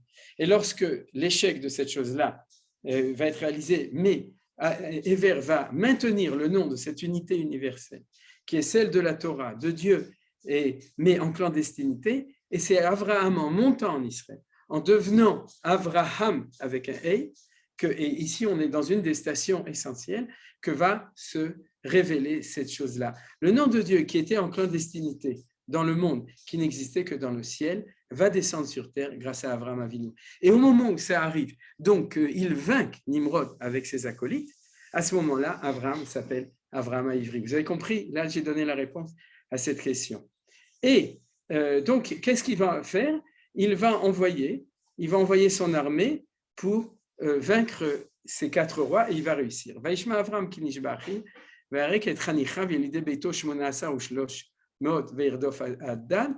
Et nous dit Rashi qu'en fin de compte, il n'y avait pas 318, il y avait Eliezer, parce qu'Eliezer en gématrie, vous voyez, on fait beaucoup de gématriotes, ça vaut Eliezer, ça vaut 318, c'est ce que dit Rashi ici, était seul, mais la gématria de son nom est 318. Ça veut dire quoi? C'est Eliezer qui va vaincre Nimrod, c'est-à-dire, et envoyé comme soldat. C'est pour ça que j'ai dit qu'il a envoyé son unité spéciale. Pourquoi unité? Parce qu'il est dans l'unité, il n'y en a qu'un seul. Il n'y a que Eliezer, c'est le commando Yami ou bien la Seiret Matkal. Il y a une seule personne qui va le gagner. Alors, bien entendu, même 318 pour vaincre cet empire, c'est déjà quelque chose qui est difficile à comprendre. Si c'est que Eliezer, alors c'est encore plus difficile à comprendre, mais ça prouve que c'est la guerre de l'unité contre cet cosmopolitisme de Nimrod à la place de l'universalisme, de l'unité, du Yichud de Avraham Avinu. Alors, il y a un midrash extraordinaire, c'est marqué dans le Targum Yonatan, qui dit que qui était cet Eliezer? En Israël, on dit Eliezer vers Gezer. Il croit qu'il est né à Gezer. Mais ce n'est pas du tout. Eliezer, le Targum Yonatan sur place nous dit Ben Nimrod. C'était le fils de Nimrod. Alors, vous avez compris, c'est là que l'équation et la boucle est bouclée. Lorsque Avraham a réussi à sortir de la fournaise et à montrer que le projet d'Avram, le projet de Hachem qui passe par Avram est réussi, à ce moment-là, il va convertir plein de gens. Et quel est le premier qui va convertir? C'est le fils de Nimrod. C'est-à-dire le fils de Nimrod, qui était censé continuer, a compris que le bon camp, et c'est celui d'Avram, et c'est Nimrod, en tant que personnalité, qui va vaincre son père. Non, c'est Eliezer, pardon, en tant que personnalité qui s'est convertie à la religion d'Avram, qui va vaincre son père Nimrod. Et vous voyez que ça, c'est le thème général de tout ce qu'on a vu maintenant, et c'est ce qui explique les choses. C'est là que se rencontrent, et c'est un événement tellement important qu'il y a marqué et Rachid dit dans la nuit, quant au Midrash, il indique que c'est la nuit qui s'est partagée, c'est produit un miracle pendant la première moitié, c'est le miracle qu'on a étudié, et la seconde moitié était mise en réserve pour devenir la minuit de la sortie d'Égypte. C'est-à-dire, événement donc qu'on a raconté ici, événement cosmique, événement général dans l'histoire d'Abraham qui représente l'événement de la Géoula d'Égypte et ensuite la Géoula, Shlema la Géoula, qui est à la fin. Et c'est là qu'on le voit, Vayetze melech Sdom mikrato. Achare shuvo me'akot et kedor la'omer v'tamlachim asherito el emek shaveh ou emek hamelech. Et Rachid nous dit c'est quoi emek shaveh ou emek hamelech? Et on est obligé de terminer par là. La vallée où toutes les nations s'étaient unies et avaient pris pour roi Abraham en tant qu'un prince de Dieu et en tant que chef. C'est-à-dire que ce qui arrive ici, c'est, on pourrait dire d'un certain point de vue, l'apothéose de l'histoire d'Abraham, que Abraham devient le Melech HaMashiach, il devient le Av Hamon Goïm, le père de toutes les nations, puisque toutes les nations l'ont mis comme roi sur eux. Au début, c'était Nimrod qui voulait être le roi de l'universel, et en fin de compte, Abraham est reconnu comme le roi de l'universel. Et à ce moment-là, où est-ce qu'il arrive? Il arrive à Jérusalem. Et c'est à Jérusalem qu'il va être donc nommé. Et c'est ce qu'on a dit depuis le début. Il va tout le temps vers Jérusalem. Et lorsqu'il arrive à ce niveau de mutation et de progrès d'identité, à ce moment-là, il découvre Jérusalem et Jérusalem le découvre. Et qui est le roi de Jérusalem qu'il attendait depuis le début, mais qui apparaît tout d'un coup? C'est Shem ben Noach, c'est Malki-Tzedek, le roi de Shalem, qui est en même temps roi, qui est en même temps tzaddik, donc qui est un juge tzedek, et qui est en même temps le grand prêtre, et qui est en même temps prophète. C'est-à-dire qu'il fait tout ensemble, et il transmet le flambeau à Avraham Avinu à ce moment-là, lorsqu'il sort ça. Et comment on voit qu'il transmet le flambeau, et on va terminer par cela, parce qu'on nous disait que Shem était le représentant de la connaissance de Dieu en tant que El Elyon, celui qu'on a appris à l'université en terminale lorsqu'on a fait notre cours de philo et qu'on a expliqué qui est le Dieu suprême du panthéon des philosophes grecs. C'est le El Elyon, le Dieu suprême de toutes les divinités, celui qui est le principe de perfection générale qui est dans le ciel. Il est celui qui est dans le ciel. Et Shem va transmettre le flambeau à Abraham à ce moment-là, puisque Abraham a réussi le projet. Et comment est-ce qu'il lui transmet? Il lui dit comme ça. Il lui dit, va yevarchu va yomar baruch Avram le'el elyon kone shamaim va'aretz. Il dit jusqu'à maintenant, Dieu était dans le ciel, c'était le Dieu suprême du panthéon ou bien de la philosophie grecque, le El Elyon, mais il n'était pas encore descendu sur terre. Et toi, tu l'as fait descendre sur terre et tu l'as fait que Dieu existe sur terre, dans le monde des hommes, et il s'appelle Shem Havaya. Et donc il lui dit, connais Shamaim Va'aretz. Toi, Abraham, tu es celui qui a réussi à ce que ce Dieu qui était avant, El Elyon, c'était quand moi j'étais Cohen, devient celui qui est connais Shamaim Va'aretz. Connais, c'est le même mot que Tikkun, celui qui est capable de réparer le monde, et ça c'est Avraham Avinu. Tant qu'Avraham Avinu n'était pas là, tous ces justes ne réussissaient pas à changer le monde, à être connais. Connais, quand on dit connais, pour faire acquisition, il faut soulever. Kinyan be'agbad shloshat tfachim, de 3 tfachim, et c'est ce que fait Avraham Avinu. Avraham Avinu est le premier qui fait descendre Dieu sur terre et qui élève le monde vers Akadosh Baruch Hu et qui lie donc le ciel et la terre. Et grâce à quoi? Regardez ce que dit Avraham. Avraham dit, Vayomer Avraham, et c'est là qu'on termine, El Melech Sdom, Arimoti Yadi, donc je prête serment, El Adonai, El Elyon, Konei Shamayim Va'aretz. C'est-à-dire celui qui était le El Elyon de Shem ben Noach, donc d'une connaissance de Dieu, d'un tzaddik de la préhistoire, devient Hachem, la boucle est bouclée, celui qui s'est révélé à Avraham au début, et celui donc qui fait le tikkun du lien entre Shamayim Va'aretz. Et c'est ça le rôle du peuple juif, c'est le rôle d'Avraham Avinu qui l'a amené. Et donc, on a vu combien cette paracha, qui avait l'air peut-être au milieu de la paracha, peut-être pas tellement importante, est tellement importante. אז אני, ביקשו ממני לסכם את הדברים בעברית, אמרו לי רבע שעה, נשאר לי 10 דקות, אז אני מקווה שיהיה בסדר, כל מי שמחייך סימן שהוא מבין גם עברית, אז אני חושב שזה בדיוק המיוחד. אנחנו לא עולים חדשים, אנחנו תלמידים של מניטו, והתלמידים של מניטו הם לא עולים חדשים, הם עולים ועולים ותיקים וממשיכים בדרכו. ומה שאני אמרתי בכמה מילים, אני רוצה להגיד ממש בשני מילים ולהמשיך קצת במילות, כמה מילים לעילוי נשמתו ומילות לעילוי נשמתו. מה שאני אמרתי זה שהדרך של כל הפרשה היא דרך ארוכה, היא דרך שכל העולם צריך ללכת בו, זאת אומרת כל הזמן לתקן את העולם, לעלות ולעלות, ואת מה שהקדוש ברוך הוא הבטיח לאברהם בשני הפסוקים הראשונים, שאם תעלה אתה תהיה מקור הברכה לעולם כולו, לא יתקיים בתחילת הפרשה, אלא הוא מתקיים בסוף הפרשה.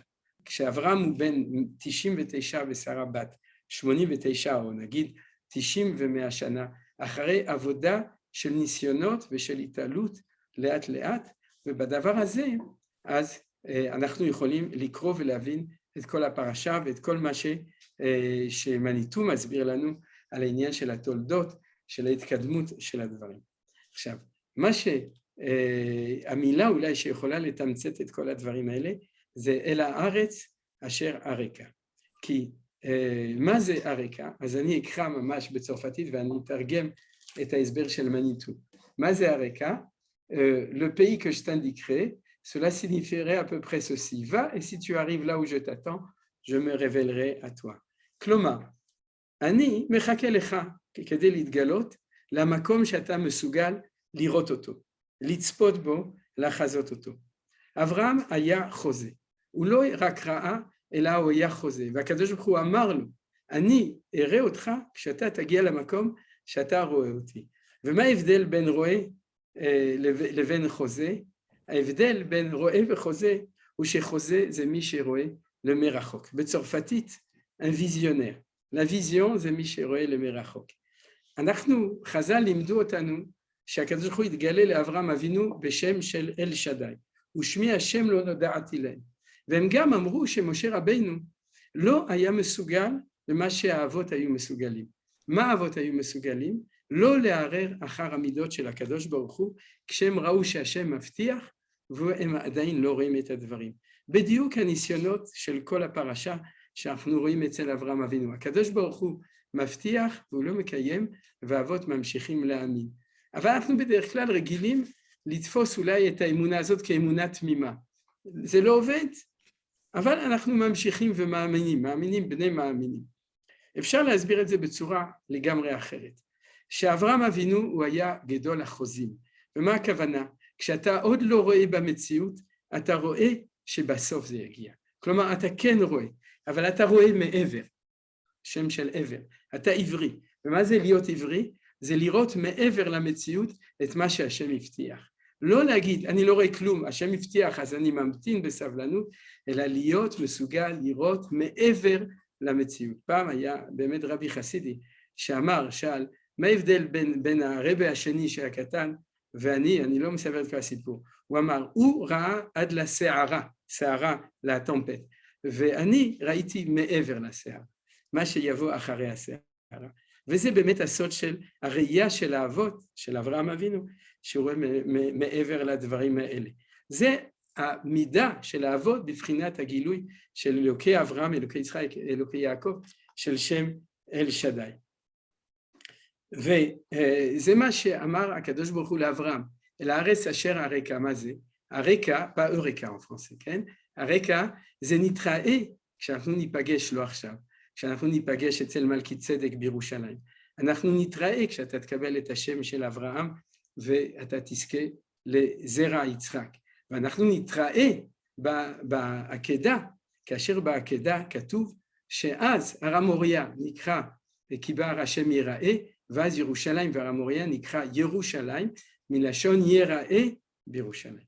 כלומר, הפגישה הזאת בין הראייה הרחוקה של אברהם, של החזון והראייה שהקדוש ברוך הוא רואה אותו, זה כל ההבטחה וכל הסיפור של כל פרשיות האלה. אם אני אמשיך בעוד 2 מילים שנשארה לי, מה הקשר עם מניטו? הקשר הוא פשוט מאוד. מניטו היה הגדול שבחוזים שבדורנו, לפחות בשבילנו, הוא היה הגדול שברואים שבדורנו. הוא מסר לנו איזה תורה? תורה של אתה רואה מעבר, הוא בעצמו נולד באלג'יר, עבר לצרפת, ראה את השואה, עבר את הדברים, ותמיד הוא לימד אותנו תורה אחת, תורת החזון, תורת הראייה של מעבר. אתה לא נעצר, אתה רואה את מה שיהיה מעבר. אפשר להגיד אפילו במעמד הר סיני, בכל העם רואים את הקולות. מה זה רואים את הקולות? מעבר ל10 הדיברות, אתה רואה את כל מה שנמצא מעבר לקולות. בסדר? לא רק את הקולות הנשמעים, אלא מה שמעבר לזה. וזה התורה, תורת השם שמניטו מסר לנו, התורה הזאת. והדבר הזה, איך אנחנו רואים שזה אמת, תורת אמת? כי ככל שהזמן יותר עובר, תורת מניטו היא יותר ויותר אקטואלית. אתם יודעים כמה ישראלים היום לומדים את תורת מניטו, היום בכאן 14, הרב יוני לוי העביר את תורת מניטו בשיעור פרשת השבוע לפני אלפי אנשים, תורתו של מניטו כשיעור פרשת השבוע בכאן 14, כן, י"ד יד על כסיה מלחמה להשם ועמלק מדור דור, שמה שמענו, כל הישראלים שמעו את תורתו של מניטו, וזה בדיוק הנקודה. אדם שהוא בעל תורת חזון, בעל תורת ראייה רחוקה, ככל שהזמן עובר, התורה הזאת מתמתקת, יותר מתוקה, יותר אמיתית, יותר יורדת מן השמיים לארץ, קונה שמיים וארץ היא יורדת. אני חייב להגיד, כדי לסיים את הדברים, שלפני יומיים אנחנו ראינו את הדבר. לא רק, הוא ראה למרחוק, ואנחנו לומדים תורה שהוא ראה למרחוק, ומדי פעם הקדוש ברוך הוא עושה לנו איזה קלנדוי, עושה לנו איזה דרישת שלום, אומר לנו, תראו איך שהדברים שנאמרו על ידי גדולי ישראל האמיתים, הראייה, רבי אברהם יצחק הכהן קוק, שקוראים לו בראשי תיבות, ראייה, כן, אורות הראייה, ומניטו, מורנו ורבנו, מאור, אמרתי, גלותנו וגאולתנו, כי הוא היה גם מאור הגלות וגם מאור הגאולה, אז הוא עושה לנו דרישת שלום קטנה, ואומר, כן, אפשר גם עם ממשלה, עם 65 חברי כנסת, שהם מצד, עם ימינה, מצד אהבת עם ישראל, תורת ישראל וארץ ישראל ביחד, תהא נפשו צורה בצורה חיים, ונזכה תמיד ללמוד וללמד ולשמור ולעשות ולקיים את כל דברי תורת השם, דרך תורת מניטו, עד 120 שנה, ועד ביאת גואל צדק במהרה, אמן. תודה רבה, הרב מנחם אקרמן. עכשיו יש לנו הפסקה קטנה, קצת הפתעה, 2 דקות של סרט. תסתכלו, אחר כך יעקב זרביב. שואל הקמירה.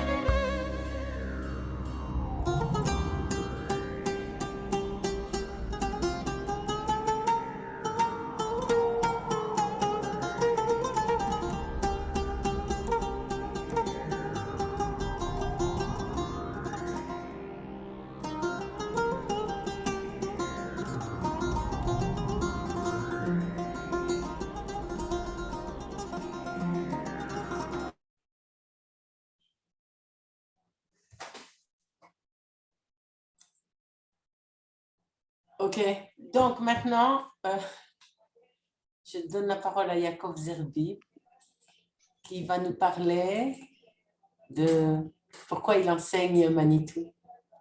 À vous, Yaakov. Voilà, merci beaucoup. Et tout le monde m'entend, voilà. Bonsoir Oui, à oui. tous. Bonsoir à tous. Alors d'abord, je vais essayer brièvement de me présenter. Je m'appelle Yaakov Zerbib. Moi, j'ai grandi en France, à Lyon, jusqu'à l'âge de 20 ans. Et je viens, on va dire, pourquoi je raconte ça? Parce que ça va être lié justement à pourquoi aujourd'hui je suis tellement attaché à la Torah de Manitou. Et je suis, voilà, donc je suis vraiment, je le vis au niveau personnel. Donc, ça commence au fait que j'ai grandi, donc j'ai dit à Lyon. J'ai étudié dans un collège chrétien. C'était un collège privé chrétien parce que c'était le collège le plus proche que mes parents, qui étaient, malgré qu'ils étaient traditionnalistes, sfarades, et ils n'avaient pas la possibilité de m'envoyer plus loin au centre-ville. Donc, j'habitais dans un village un petit peu loin de tout. Et donc, j'ai étudié dans un collège chrétien. Alors, bien sûr, étant donné que j'étais juif et que pour les parents sfarades, c'est impossible d'envoyer son enfant apprendre le catéchisme, alors j'avais reçu une dispense du catéchisme et j'allais en salle d'études. Jusqu'à ce que mes camarades de classe se plaignent et disent que ce n'était pas juste que moi j'avançais mes devoirs et eux pas. Du coup, on m'a inventé un cours qui s'appelait un cours de culture religieuse par un pion de l'école, qui était un chrétien très croyant. Et ils nous ont là-bas enseigné sur l'islam, le judaïsme selon leur vision et sur le christianisme. Alors pourquoi je dis ça? Pour un peu montrer dans quel contexte je suis arrivé. Ensuite, je suis passé au lycée. Là, d'un coup, c'est l'autre opposé. Je suis arrivé à un lycée laïque, public.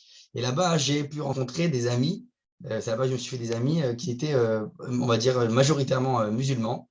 Bon, bref, j'ai comme ça rencontré un petit peu toutes les grandes civilisations, on va dire comme ça. Ensuite, j'ai fait mon aliyah à 20 ans après le bac. Je suis arrivé en Israël au Machon Meir. Et là, j'ai pour la première fois rencontré la Torah du Rav Kook au Machon Meir, à Jérusalem.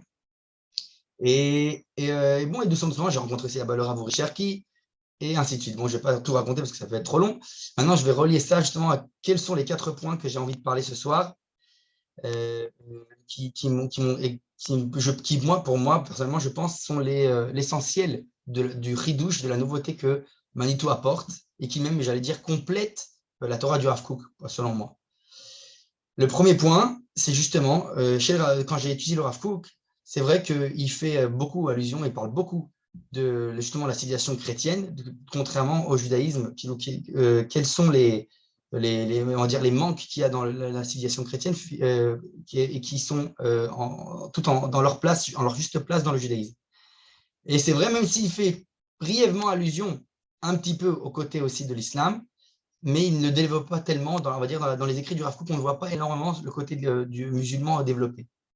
Chez Manitou, contrairement, puisque lui, il a grandi dans le monde sfarade et rencontré donc la culture musulmane, eh bien, moi, j'étais déjà pris par ce côté-là, je pense qu'il est très actuel et qu'on en a besoin, comme Manitou le disait lui-même, que, on va dire, quand le sionisme s'est créé, quand l'État s'est créé au départ, on se battait contre les Britanniques, donc c'était face à Esav, donc c'était plus ou moins facile, parce qu'il n'y a pas besoin on va dire, de relation à l'alliance, à la brite, puisque Esav, lui, n'a pas le mérite de la brite, le srout à brite, et parce qu'ils ne sont pas la Brit Mila.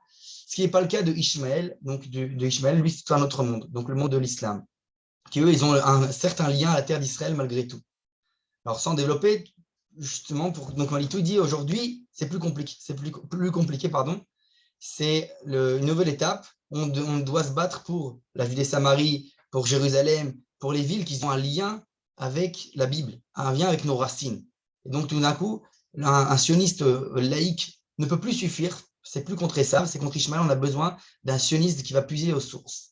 Et justement, Manitou savait très bien lier tout ce que justement cette mentalité, on va dire, de musulmane, et voir en quoi le judaïsme est l'harmonie entre ces deux pôles, ces grands extrêmes qui sont Ishmaël et Esav, le christianisme et l'islam.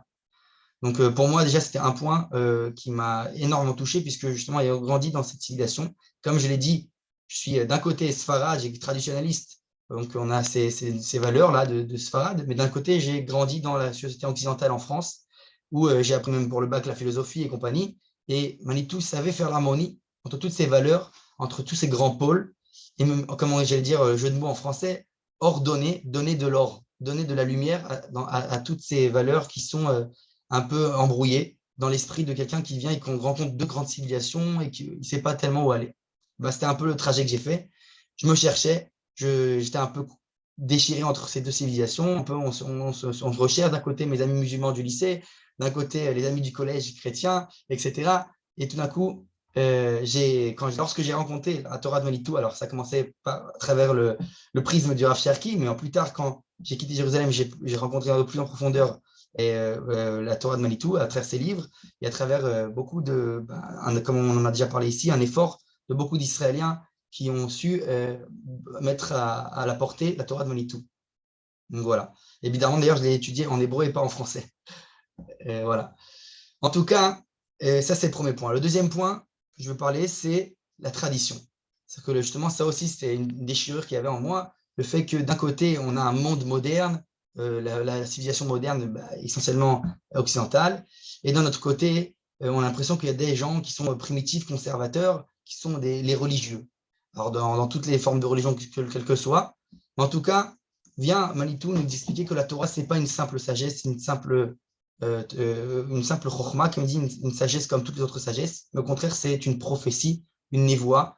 Et cette prophétie, dans un monde où il est post-prophétique, c'est-à-dire on n'a plus à l'âge de la prophétie, eh bien, elle passe à travers la tradition, la massorette, la tradition d'Israël, et donc au niveau du vécu. Et ça aussi, c'est quelque chose qui est au-delà de tout intellect, au-delà de toute compréhension. La Torah, c'est quelque chose qui est au-delà, c'est la dimension du vécu, et pas à la dimension seulement de l'intellect, du savoir. Et donc, c'est encore une fois, quand on a c'est l'harmonie entre toutes ces civilisations, où d'un côté, une imuna, j'allais dire, comme une tradition chrétienne classique, foi inébranlable, mais sans tellement refaire des recherches intellectuelles de toutes ces valeurs. Et contrairement à ça, de l'autre côté, on a des gens qui mettent la raison au centre de tout, mais en mettant complètement tout lien, tout attachement aux racines, aux traditions. Donc, encore une fois, il met de la lumière, il nous a montré l'harmonie à travers cette Torah qui vient relier tous ces pôles, tous ces contraires, à travers, entre autres, des enseignements de la Kabbale. Et donc, ça, c'est encore une fois un deuxième point aussi qui m'a, moi, énormément montré à quel point cette Torah est actuelle. On a énormément besoin dans notre génération, on est déchiré justement entre plein de civilisations, et on a besoin de celui qui vient rattacher tout ça. Et c'est la Torah de Manitou, selon moi, qui attache vraiment, comme il se doit, toutes ces valeurs-là. Le troisième point, c'est la dimension universelle. Bien sûr, je ne peux pas parler de Manitou sans parler de dimension universelle. Il a mis énormément l'accent sur la dimension universelle de la Torah, c'est-à-dire que la Torah ne se tourne pas seulement vers le peuple d'Israël, mais aussi toutes les nations du monde. Et justement, moi qui ai fait tchouva, j'ai commencé à faire tchouva en France. J'ai commencé par les mouvements Chabad et Breslev, c'est ce qu'il y avait en France. Et c'est vrai que j'entendais souvent certains Chabad me dire, d'après de nous citer le Baal Tanya, donc en disant que le goy n'a pas de neshama. Et jusqu'à ce que Baruch Hashem, je rencontre la Torah de Manitou qui nous explique que lui-même, ayant étudié avec le Rav Yitzhak Schneerson, le cousin du Rabbi de Lubavitch, le dernier Rabbi de Lubavitch, disait que c'est une compréhension erronée du Balatania et que c'est dans le Balatania, il ne dit pas que le non-juif n'a pas de Neshama, et au contraire, il dit juste qu'il y a une autre dimension de Neshama chez le peuple d'Israël. Je ne vais pas développer, mais c'est juste pour mentionner l'idée. Et donc, pour moi, et aussi la fameuse Gemara qu'on dit « Atem krui madam, ve'en nam krui madam », que vous êtes appelés les hommes, et eux ne sont pas appelés des hommes. A priori, beaucoup comprennent cette Gemara de manière erronée en pensant que le non-juif n'est pas un homme. Et donc, encore une fois, Manitou qui précise, qui rapporte les Tosfot, qui rapporte tout ça en disant que l'homme qui est, celui qui est potentiellement peut amener la morale, le Mashiach, c'est Israël, c'est vrai. Ça, la morale, la Torah au niveau de dimension, comme j'ai dit, au-delà prophétique, au-delà de l'intellect, le non-juif ne peut pas l'apporter, cette dimension-là, mais il est quand même appelé Ha-Adam, c'est-à-dire l'homme dans toute sa grandeur, donc la dimension intellectuelle de l'être humain, ça existe chez le non-juif également. Et il a sa part à apporter à l'édifice général. Donc, encore une fois, un point qui est très, très important, que la délivrance d'Israël, ce n'est pas seulement pour Israël, mais pour les nations tout entières. Et le dernier point, c'est la dimension humaine. Ça, encore une fois, j'ai toujours été un peu aussi déchiré, même à Machon Meir, lorsqu'on parlait de grands tzadikim, de grands rabbanim, et qui nous disaient qu'ils faisaient des gens, des idéalistes, des gens qui se donnaient tout entièrement pour le peuple d'Israël. Et puis, quelque part, à mon petit niveau, et pas que moi, beaucoup de gens que je côtoie, on se sentait un peu détachés, comme si cette Torah, c'était pour ces grandes personnes-là, mais pas pour nous, les petites personnes, à notre petit niveau. On se disait que c'était des gens spéciaux, et nous, on est très loin de cette Torah. Et finalement, Manitou, il savait aussi apporter la dimension personnelle de la Torah, qu'elle parle à tout à chacun, quel que soit son niveau, et qu'au contraire, on avait cette dimension individuelle, encore une fois, que nous, à notre petit niveau, on a notre petite part, mais qui est quand même grande, puisqu'elle fait partie de ce grand pulse, que nous, on a notre pièce dans le pulse, et que le pulse est manquant sans notre petite pièce à nous. Et donc, en fait, ça fait rapporter cette dimension que la Torah, elle est universelle, pas seulement au degré de toutes les nations, mais aussi au niveau individuel, chaque individu est individu. Et donc, tous ces points-là, c'est ceux qui m'ont attaché énormément, puisque, encore une fois, comme je vous ai dit, moi, je me cherchais, j'étais embrouillé parmi toutes. Aujourd'hui, surtout avec les réseaux sociaux, on peut se perdre avec toutes sortes d'opinions, de philosophies, de religions, de courants. On peut aller dans les boudes, on peut aller complètement se perdre dans l'infini d'informations qu'on a grâce à Internet, aux réseaux sociaux et compagnie. Eh bien, il fallait quelqu'un dans l'envergure de Manitou pour mettre de l'ordre dans tout ça, donner de la lumière et nous remettre chaque chose à leur place dans une grande harmonie. Donc, c'est pour ça que je pense que cette Torah aujourd'hui, c'est pour ça que je l'enseigne. J'ai commencé à l'enseigner selon les enseignements sur le livre de Bereshit. Et donc, il y a déjà, même selon les enseignements de Rav Cherki, j'enseigne les enseignements de Manitou à travers Rav Cherki aussi. Et justement, c'est pour moi très, très actuel. Aujourd'hui, dans ces grandes civilisations, on a d'un côté, justement, comme j'ai dit, l'islam face à la situation chrétienne, les traditionalistes face aux athéistes, on a les gens de gauche face aux gens de droite. Tout ça, il faut quelqu'un qui vient, qui relie tout ça, qui fasse l'harmonie, qui mette un peu de l'ordre dans tout ça. Et ça, je pense que c'est la Torah de Manitou. Et je pense aussi, justement, que ce serait peut-être la solution. Aujourd'hui, Israël ne devrait pas avoir honte, justement, parce que souvent, on nous identifie comme une religion, on va dire pas une Torah qui est raciste. Et en fait, la Torah ne l'est pas. Pourquoi ? Parce que, justement, de sa dimension universelle, elle vient montrer qu'on donne la place aux non-juifs et qu'il y a une complémentarité, que les 70 nations apportent leur part au pulse, mais qu'Israël doit mettre, entre guillemets, être comment on dit en français, en électricité, le catalyseur de toutes les nations du monde. Donc voilà. Donc je pense que ces points-là, ils sont très très importants aujourd'hui dans notre civilisation pour pouvoir justement un peu faire le shalom, faire l'harmonie dans le monde dans lequel on vit, dans le monde complexe dans lequel on vit. Et dans un monde complexe dans lequel on vit, on est obligé d'apporter une Torah qui sache gérer cette complexité. Et je pense que la Torah de Manitou, elle est très très adaptée à cela. J'espère que j'ai été clair. Je vais maintenant passer à l'hébreu, d'accord ? Oui. Alors, voilà, en résumé. Kitso be'ivrit.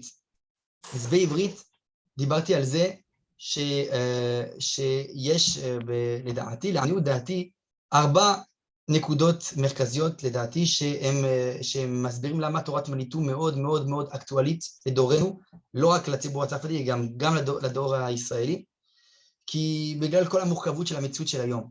הנקודה הראשונה הוא הנקודה של החיבור, של התוספת שהוסיף מניטו לתורת הרב קוק, לדעתי השלמה, שהוא הרחיב המון המון המון על האסלאם, על הדמות של ישמעאל. שהרב קוק דיבר המון על עשיו, על הנצחות כלפי היהדות, ופחות הרחיב לגבי ישמעאל, ובא מניטו והרחיב המון על העולם הספרדי, לעומת זה העולם שינק מתרבות ישמעאלית, ולכן הוא מוסיף את הנקודה הזאת שהיום זה מאוד מאוד נצרך, כי אנחנו מתמודדים מול ישמעאל ביום יום, כל המאבק היום הוא מול ישמעאל, לכן צריך לדעת מה לומר לישמעאל, צריך לדעת מה להגיד לו, זה חובה, לכן צריך להבין שהתורה גם מתייחסת אליו. הנקודה השנייה, הנקודה של המסורת, שהוא גם קשור, 4 נקודות קשורים אחד לשני, אבל מסורת שבאמת דרך המסורת של ישראל, זה אותי באופן אישי לימד שהייתי קרוע בין עולם שלכאורה כולם אותו דבר, אורתודוקסי, וצד שני עולם של פלורליזם וכו'.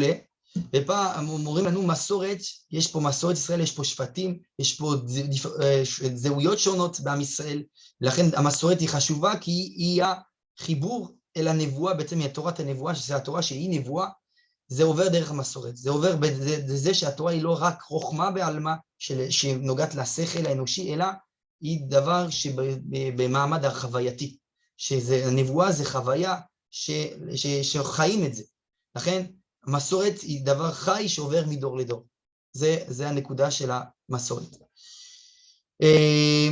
הנקודה השלישית הוא הממד האוניברסלי, שהתורה, המניטו, הרחיב המון לדבר שהתורה לא פונה רק לעם ישראל, אלא כלפי אומות העולם כולם, וזה מאוד אקטואלי, כי היום עם ישראל צריך לדעת מה להגיד לאומות, לכל האומות, היחס של מדינת ישראל, יחס האומות הוא מאוד, אם זה באום, אם זה בכל היחסים הפוליטיים, עם ישראל צריך לדעת מה לומר להם, לכן תורת האוניברסל היא מאוד חשובה.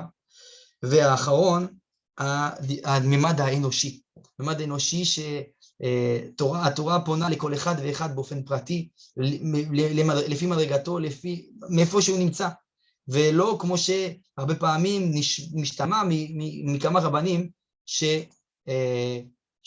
שהתורה היא פונה אלא רק לאנשים גדולים שמוסר עליון, ישרים, עם נשמות גדולות, לא. התורה פונה לכל אחד ואחד, עם המדרגות, עם החולשות, והכל אפשר להשתמש בכל האישיות של כל אחד ואחד, בשביל לעבוד השם, לפי מדרגתו, לפי הדרך שלו. לכן זה התורה שמאוד אנושית, שמוריד את כל הגדולה הזאת למדרגה שלנו, של כל אחד ואחד. ואני אסיים, ואני אגיד גם את זה בצרפתית, כי לא אמרתי את זה בצרפתית, בבדיחה, כי כדרכו הרב מניטו היה מאוד מצחיק, היה לו חוש הומור מאוד מפותח, ובדיחה שאומרים בעולם התלמידים, כמובן לא לקחת את זה יותר מדי ברצינות, זה בדיחה, אומרים, הרי הנצרות היא מבוססת על 3, על אמונת השילוש, הם אומרים יש את האב, הבן והרוח הקודש, אז כידוע שמניטו באינדיאנית, זה אומר הרוח הגדולה. לכן, אומרים בצחוק, אומרים, הרב אברהם יצחק הכהן קוק, יש את הרב אברהם יצחק הכהן קוק האב, הרב צבי יהודה קוק הבן, והרוח הגדולה, מניטו, שהוא בעצם זה שמשלים את המשולש הזה של תורת הרב קוק, שהיה צריך אותו בשביל ההשלמה של המשולש הזה. אני אתרגם את זה בצרפתית. J'ai fait une blague en français que j'ai fait en hébreu maintenant, qui pour moi exprime aussi cette idée, ce triangle bien clôturé, Manitou. C'est, on dit chez les élèves, c'est que chez les élèves, on raconte souvent, on dit, il y a dans le christianisme la fameuse, la émoula en la trilogie. Ils disent le Père, le Fils et le Saint-Esprit. Alors Manitou, en indien, ça veut dire le grand esprit. Alors, on dit, il y a le Rav Kook, le Père, le Rav Kook, le Fils, et le grand esprit, Manitou, qui vient compléter ce triangle, qui vient en fait apporter un édifice qui était manquant quelque part, j'allais dire d'une certaine manière, chez le Rav Kook, ou moins développé en tout cas, chez le Rav Kook, le Père et le Fils. Donc, c'est ça que Manitou, je pense, apporte, cette dimension-là universelle. Il vient l'accentuer, l'élargir et tous les 4 points dont j'ai parlé ce soir. Voilà. J'espère que j'ai été clair. Ça a été barreau. תודה רבה יעקב, זה מסע רוחני מאוד מעניין של הדור שלך. Merci beaucoup Jacob. Maintenant, on va passer la parole au Rav Yerucham Simsovi, qui est le fils du Rav Eliakim Simsovi, qui était un élève très important de Manitou. והוא ידבר קודם כל בעברית, ואחר כך יסכם בצרפתית. Vous avez la parole. Merci beaucoup. טוב, מוזר לדבר בעברית אחרי כל הצרפתית שהייתה פה לפני. האמת שזה מאוד מרגש. אמרתי את הדברים גם בכנס באוניברסיטה שנעשה לכבוד מניטו שדיברתי בו, ושגם מתחבר לעניין הזה של המשמעות של מניטו בדור שלנו ובמציאות שלנו פה בארץ ישראל, במדינת ישראל, וגם בכנס המדהים שהיה בבנייני האומה, בשיח, בדו-שיח שהיה עם אבא לגבי זיכרונות ממניטו, זכיתי להכיר את מניטו ולגדול עליו ואיתו, וזה דבר שהוא מאוד מאוד מרגש, ואני אתחיל בדווקא ציטוט שכתב היום חבר שלי. אני פרסמתי את האזכרה בפייסבוק, וחבר שלי שיתף את הפוסט עם הפרסום של האזכרה, והוא כתב את הדבר הבא: אי אפשר לדעת מה זה ועל מה זה. כל העניין עם תורה ויהדות וישראל ואומות העולם ודת ומדינה, תורת הפרט, תורת הכלל, גאולה, פילוסופיה ואמונה וכו', בלי להכיר את משנת הרב אשכנזי. זה כמו לקפוץ מהגנון לאוניברסיטה. ואני חושב שהאמת, הוא תיאר את הדברים בצורה הכי טובה שהיה אפשר, ויותר טוב ממה שאני הייתי יכול לעשות. באמת, המפגש הזה עם התורה של מניטו, מקפיצה אותנו דרגות למעלה, ואני נתקל בזה כל הזמן בבית הספר. אני, אמנם יעקב התחיל עם זה, אני אעשה את זה עכשיו, כמו שבריז'יט אמרה, אני הבן של הרב אליקים שמשוביץ, שהיה אחד מהתלמידים הקרובים של מניטו, ואני היום מלמד בישיבת חורב בירושלים, ומלמד במסגרות שונות ומקומות שונים, ומשתדל תמיד להביא את דברי מניטו לתוך השיח והמפגש הזה של הנוער והצעירים הישראלים שלא זכו והכירו את מניטו. ובאמת הדבר הזה מביא אותי לומר שיש איזשהו מימד מסוים שזה קשה לומר, לאור המקום היחידאי והחשוב שהיה למניטו בשיקום יהדות צרפת לאחר השואה, ובמעמד שהיה לו בחינוך וגיבוש מחדש של יהדות צרפת אחרי השואה.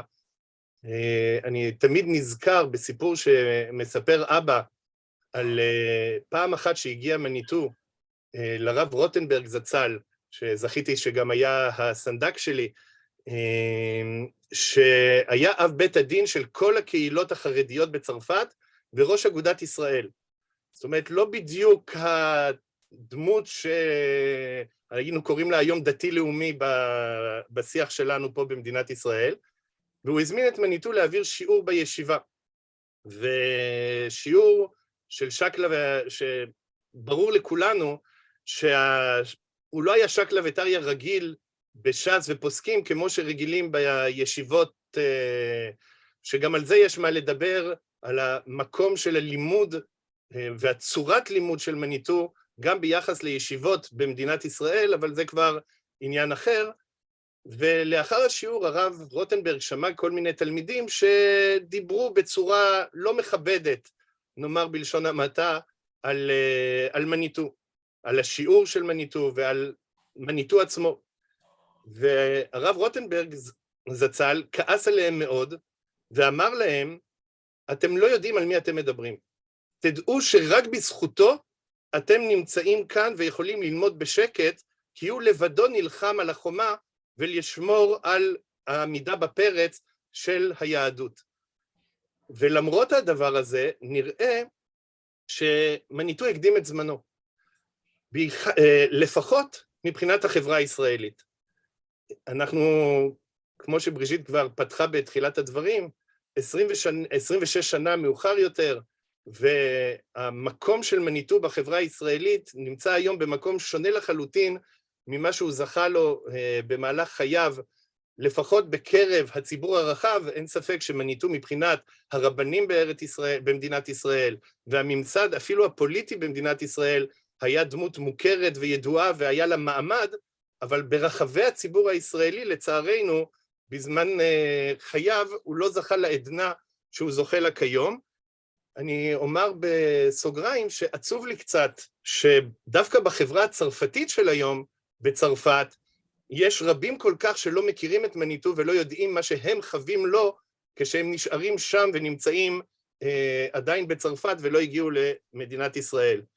והעדנה הזאת שמניטו זוכה לה בימינו היא דבר שהוא מרגש ומופלא, ויש לו חשיבות גדולה דווקא בדור שלנו.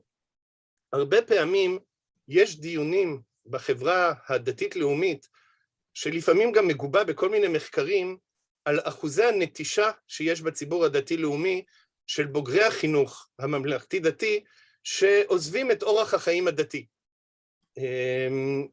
האמת שכשמדברים על מניטו, לדבר על אורח חיים דתי ועל העניין הזה של דתיות, לכשעצמו, זה דבר שמניטו סלד מהביטוי הזה, כמו שאמרנו כבר פעם, והוא אמר, ששאלו אותו, אז מה זה, אם הוא דתי או לא, הוא שאל, מה זו המחלה הזאת? למה אי אפשר להיות נורמליים? והדבר הזה הוא מאוד מאוד מרכזי, כי מניטו גם חשב שאבי אבות, הבעיות שלנו כחברה, הוא הפירוד הזה שנעשה במערכות החינוך, למערכות חינוך נפרדות של ממלכתי וממלכתי דתי, באיזשהו ניסיון לשמר את קדושת המחנה וקדושת הצאן, ושהביא להרחקה של חלק גדול בציבור הישראלי, ולדרדר את הבורות והחוסר יכולת להתעסק או לקבל הרבה מאוד דברים שקשורים ליהדות בחלקים נרחבים בחברה הישראלית בימינו, מבלי להתייחס לתוצאות הבחירות ולדברים שכאלה. והעזיבה הזאת של אורח החיים הדתי נובעת בין השאר, יש עוד הרבה מאוד סיבות אחרות, אבל נובעת הרבה פעמים מהדיסוננס שהתלמידים חשים והניתוק בין מה שהם לומדים בבתי החינוך לבין מציאות החיים והרלוונטיות של הדברים למציאות של החיים שלנו במדינת ישראל כיום. הם מתעסקים עם הדברים ולומדים אותם כאיזשהו משהו מהעבר, בלי היחס למה זה אומר לי כיהודי שחי במדינת ישראל בתקופה של תקומת עם ישראל בדור הגאולה. ובהקשר הזה אני נזכר בזה שהרבה מאוד פעמים הייתי חוזר הביתה משיעורים שהייתי הולך אליהם של רבנים שונים, שבהם בשיעורים שהשתתפתי לאורך השנים, ואבא היה שואל אותי, על מה היה השיעור? מה אמר הרב? והייתי מתאר את מהלך השיעור, ומסיים את מה שהיה מהלך השיעור, ואבא היה תמיד שואל אותי, והייתי אומר לו, מה נגמר השיעור, פה זה הסתיים. ואבא אומר, אתה מבין? אצל מניטו, פה זה היה מתחיל. והעניין הזה של הדאגה של מניטו, לא רק לגלות לנו את מה שהתורה אומרת לנו, ומה טמון במדרשים, בהגדה, בגמרא וכן הלאה, אלא מה מתחת לרובד של הפשט התורה מנסה ללמד אותנו. והרבה מאוד פעמים אנחנו חושבים שאנחנו מבינים את הפשט של מה שהתורה אומרת, וגם בזה אנחנו לא באמת יודעים, וגם בזה אנחנו טועים. דווקא בגלל שאנחנו כאן במדינת ישראל מדברים בעברית, ואנחנו חושבים שהעברית המדוברת שאותה אנחנו דוברים בזכותו של אליעזר בן יהודה, אז אנחנו מבינים את מה שאומרת לנו התורה בלשון הקודש.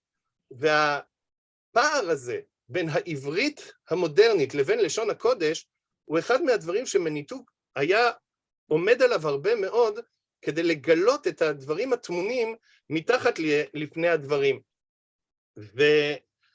והעניין הזה של ההבנה של הפרשנים, שבאים ומלמדים אותנו, ואגב, הפרשנים התחילו להופיע במציאות בזמן מסוים, עם תום הנבואה ורוח הקודש, וזה מה שהיה תמיד חוזר עליו מניטו, שזאת המשמעות של המשנה הפותחת של פרקי אבות, ונביאים מסרוה לאנשי כנסת הגדולה, שלא די לקרוא את התורה, אף על פי שהיא בכתב, צריך לדעת גם את התוכן הנבואי שהתורה מביאה לנו, ושדברי חז"ל והפרשנים מביאים. ואנחנו צריכים להצליח לפענח את המשמעות ואת כוונת המילים, שפעם הייתה מובנת באופן רגיל, והיום אנחנו זקוקים לפרשנים, ובכל דור שבהם הפרשנים עסקו, אנחנו זקוקים לתרגום הזה, למעבר הזה, להעברה הזאת, של משמעות אותם הביטויים ואותן המילים בעברית, לאותו הדור שבו אנחנו עוסקים. ומה ההשלכה של זה לחיים שלנו, אלינו פה, כאן, במציאות שבה אנחנו חיים. ועם ניסיון, שהוא ניסיון של עומק, לברר ולחדד קודם כל את הדומה. מניטו היה אומר, אי אפשר באמת להבין מה המחלוקת בין דעות שונות, אם אני לא מבין קודם כל על מה הם מסכימים. ובריז'יט דיברה בתחילת הדברים על המידה הזאת של איחוד המידות שהייתה כל כך חשובה למניטו, של לבוא ולמצוא את מה שמאחד ומכניס את כל אותם הדברים לידי מכלול אחד. ולכן, גם כשאנחנו מדברים, למשל בפרשה שלנו, אומרת לנו התורה, והאמין בה השם, ויחשביה לא צדקה. ואנחנו רואים שיש פער בין הפירוש של רש"י לפירוש של רמב"ן. מי החשיב למי את האמונה לצדקה? אומר רמב"ן, אברהם החשיב להשם לצדקה את האמונה בו. לעומת זאת רש"י אומר, הפוך, הקדוש ברוך הוא החשיב לאברהם לצדקה את האמונה בו. למה יש את הפער הזה בפירוש? כי אנחנו צריכים לזכור מתי פעלו רש"י ורמב"ן. וכשאנחנו נזכרים שאחד מהדברים המרכזיים שרמב"ן התמודד איתו, זה הוויכוח עם הכנסייה, ועם הדעות של הכנסייה שאומרת שהאמונה לבדה נדרשת כדי להביא לגאולת האדם, הרי שרמב"ן צריך לשנות את הפירוש כדי להוציא מדעת ישראל את אותה ההבנה שעלולה להיות מוטעת בגלל הנצרות שבה נמצא ופועל. זאת ועוד, אם כבר דיברנו על הפער הזה בין יהדות לנצרות, הרי שגם לגבי העניין הזה של הופעת הרע בעולם, ההבדל בין תפיסת הנצרות לתפיסת היהדות הוא דבר מאוד מאוד מרכזי. האם הרע הוא פועל יוצא מעצם בריאתו של העולם, או שהוא תוצאה של חטאו של האדם. ולצערנו, פעמים רבות שתפיסות זרות למסורת ישראל, שנכנסו לתוך בית המדרש, בגלל קוצר הדעה של חלק מהרבנים בתרבות העולם, ובדתותיהם ודעותיהם, הם אפילו לא מודעים לזה. ואחד מהדברים שמניטו עשה, ושהם כל כך חשובים לנו כאן, זה היכולת להוציא את המוץ מהתבן. מניטו בגלל רוחב ידיעותיו, הן בנגלה והן בנסתר, ולא סתם הרב צבי יהודה זצ"ל אמר עליו, שהוא גדול לאין ארוך מרבותיו, ולא כפי שטוענים רבנים מסוימים, שלא יודעים באמת להבחין בין ימינם לשמאלם.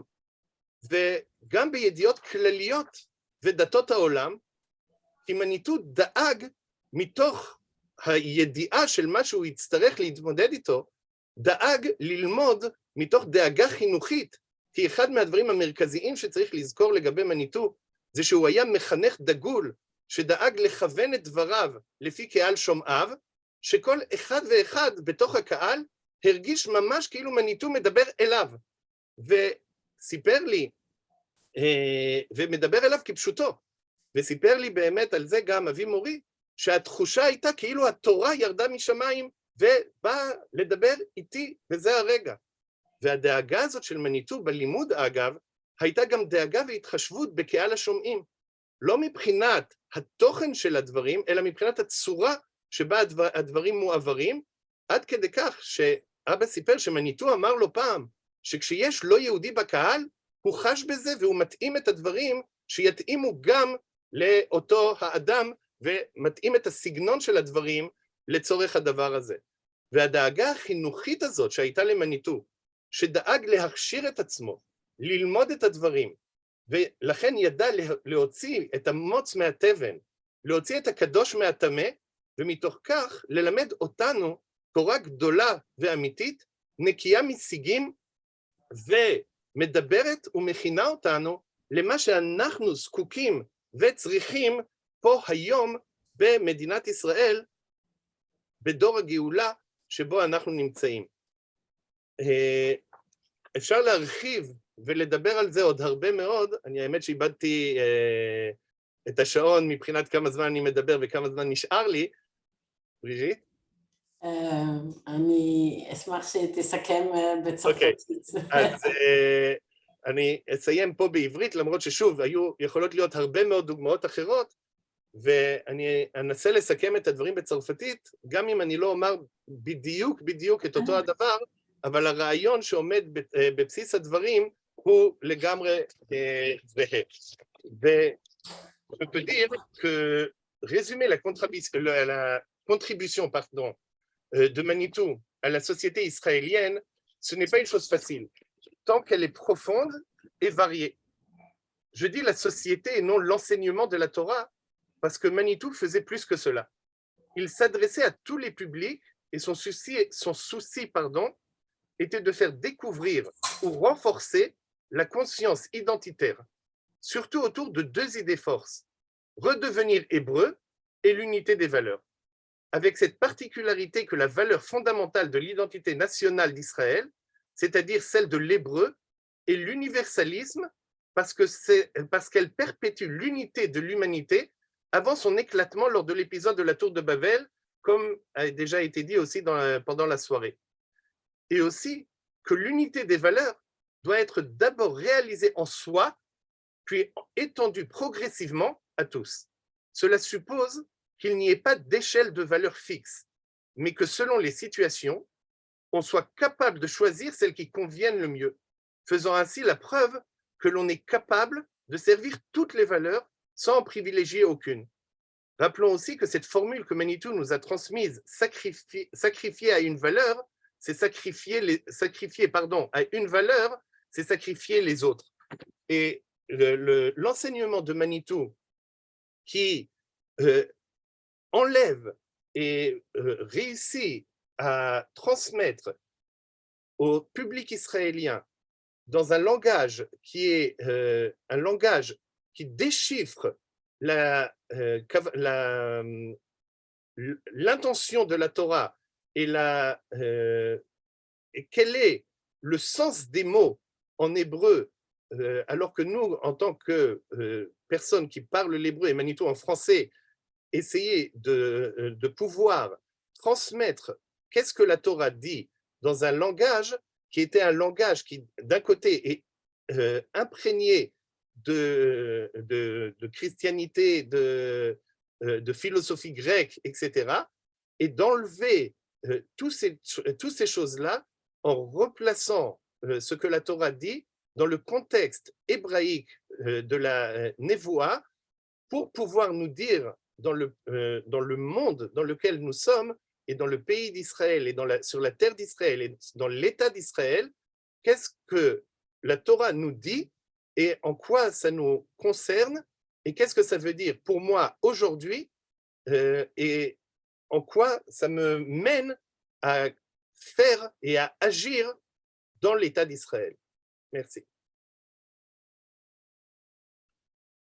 Vous êtes sur mute, Brigitte.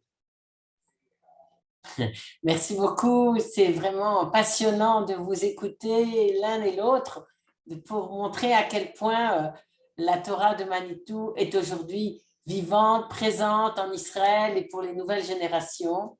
Voilà, alors je remercie à tous ceux qui ont participé à cette soirée Et vraiment, je nous souhaite à tous de poursuivre ce travail tellement important de faire vivre l'enseignement de Manitou, ici en Israël et aussi ailleurs. Voilà.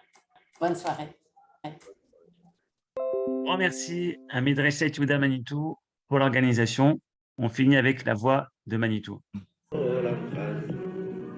שבשפלנו זכר לנו, כי לעולם חזור, ויפרקנו מצרנו, כי לעולם חזור, נותן לחם לכל בשר, כי לעולם חזור, הודו לאל השמיים, כי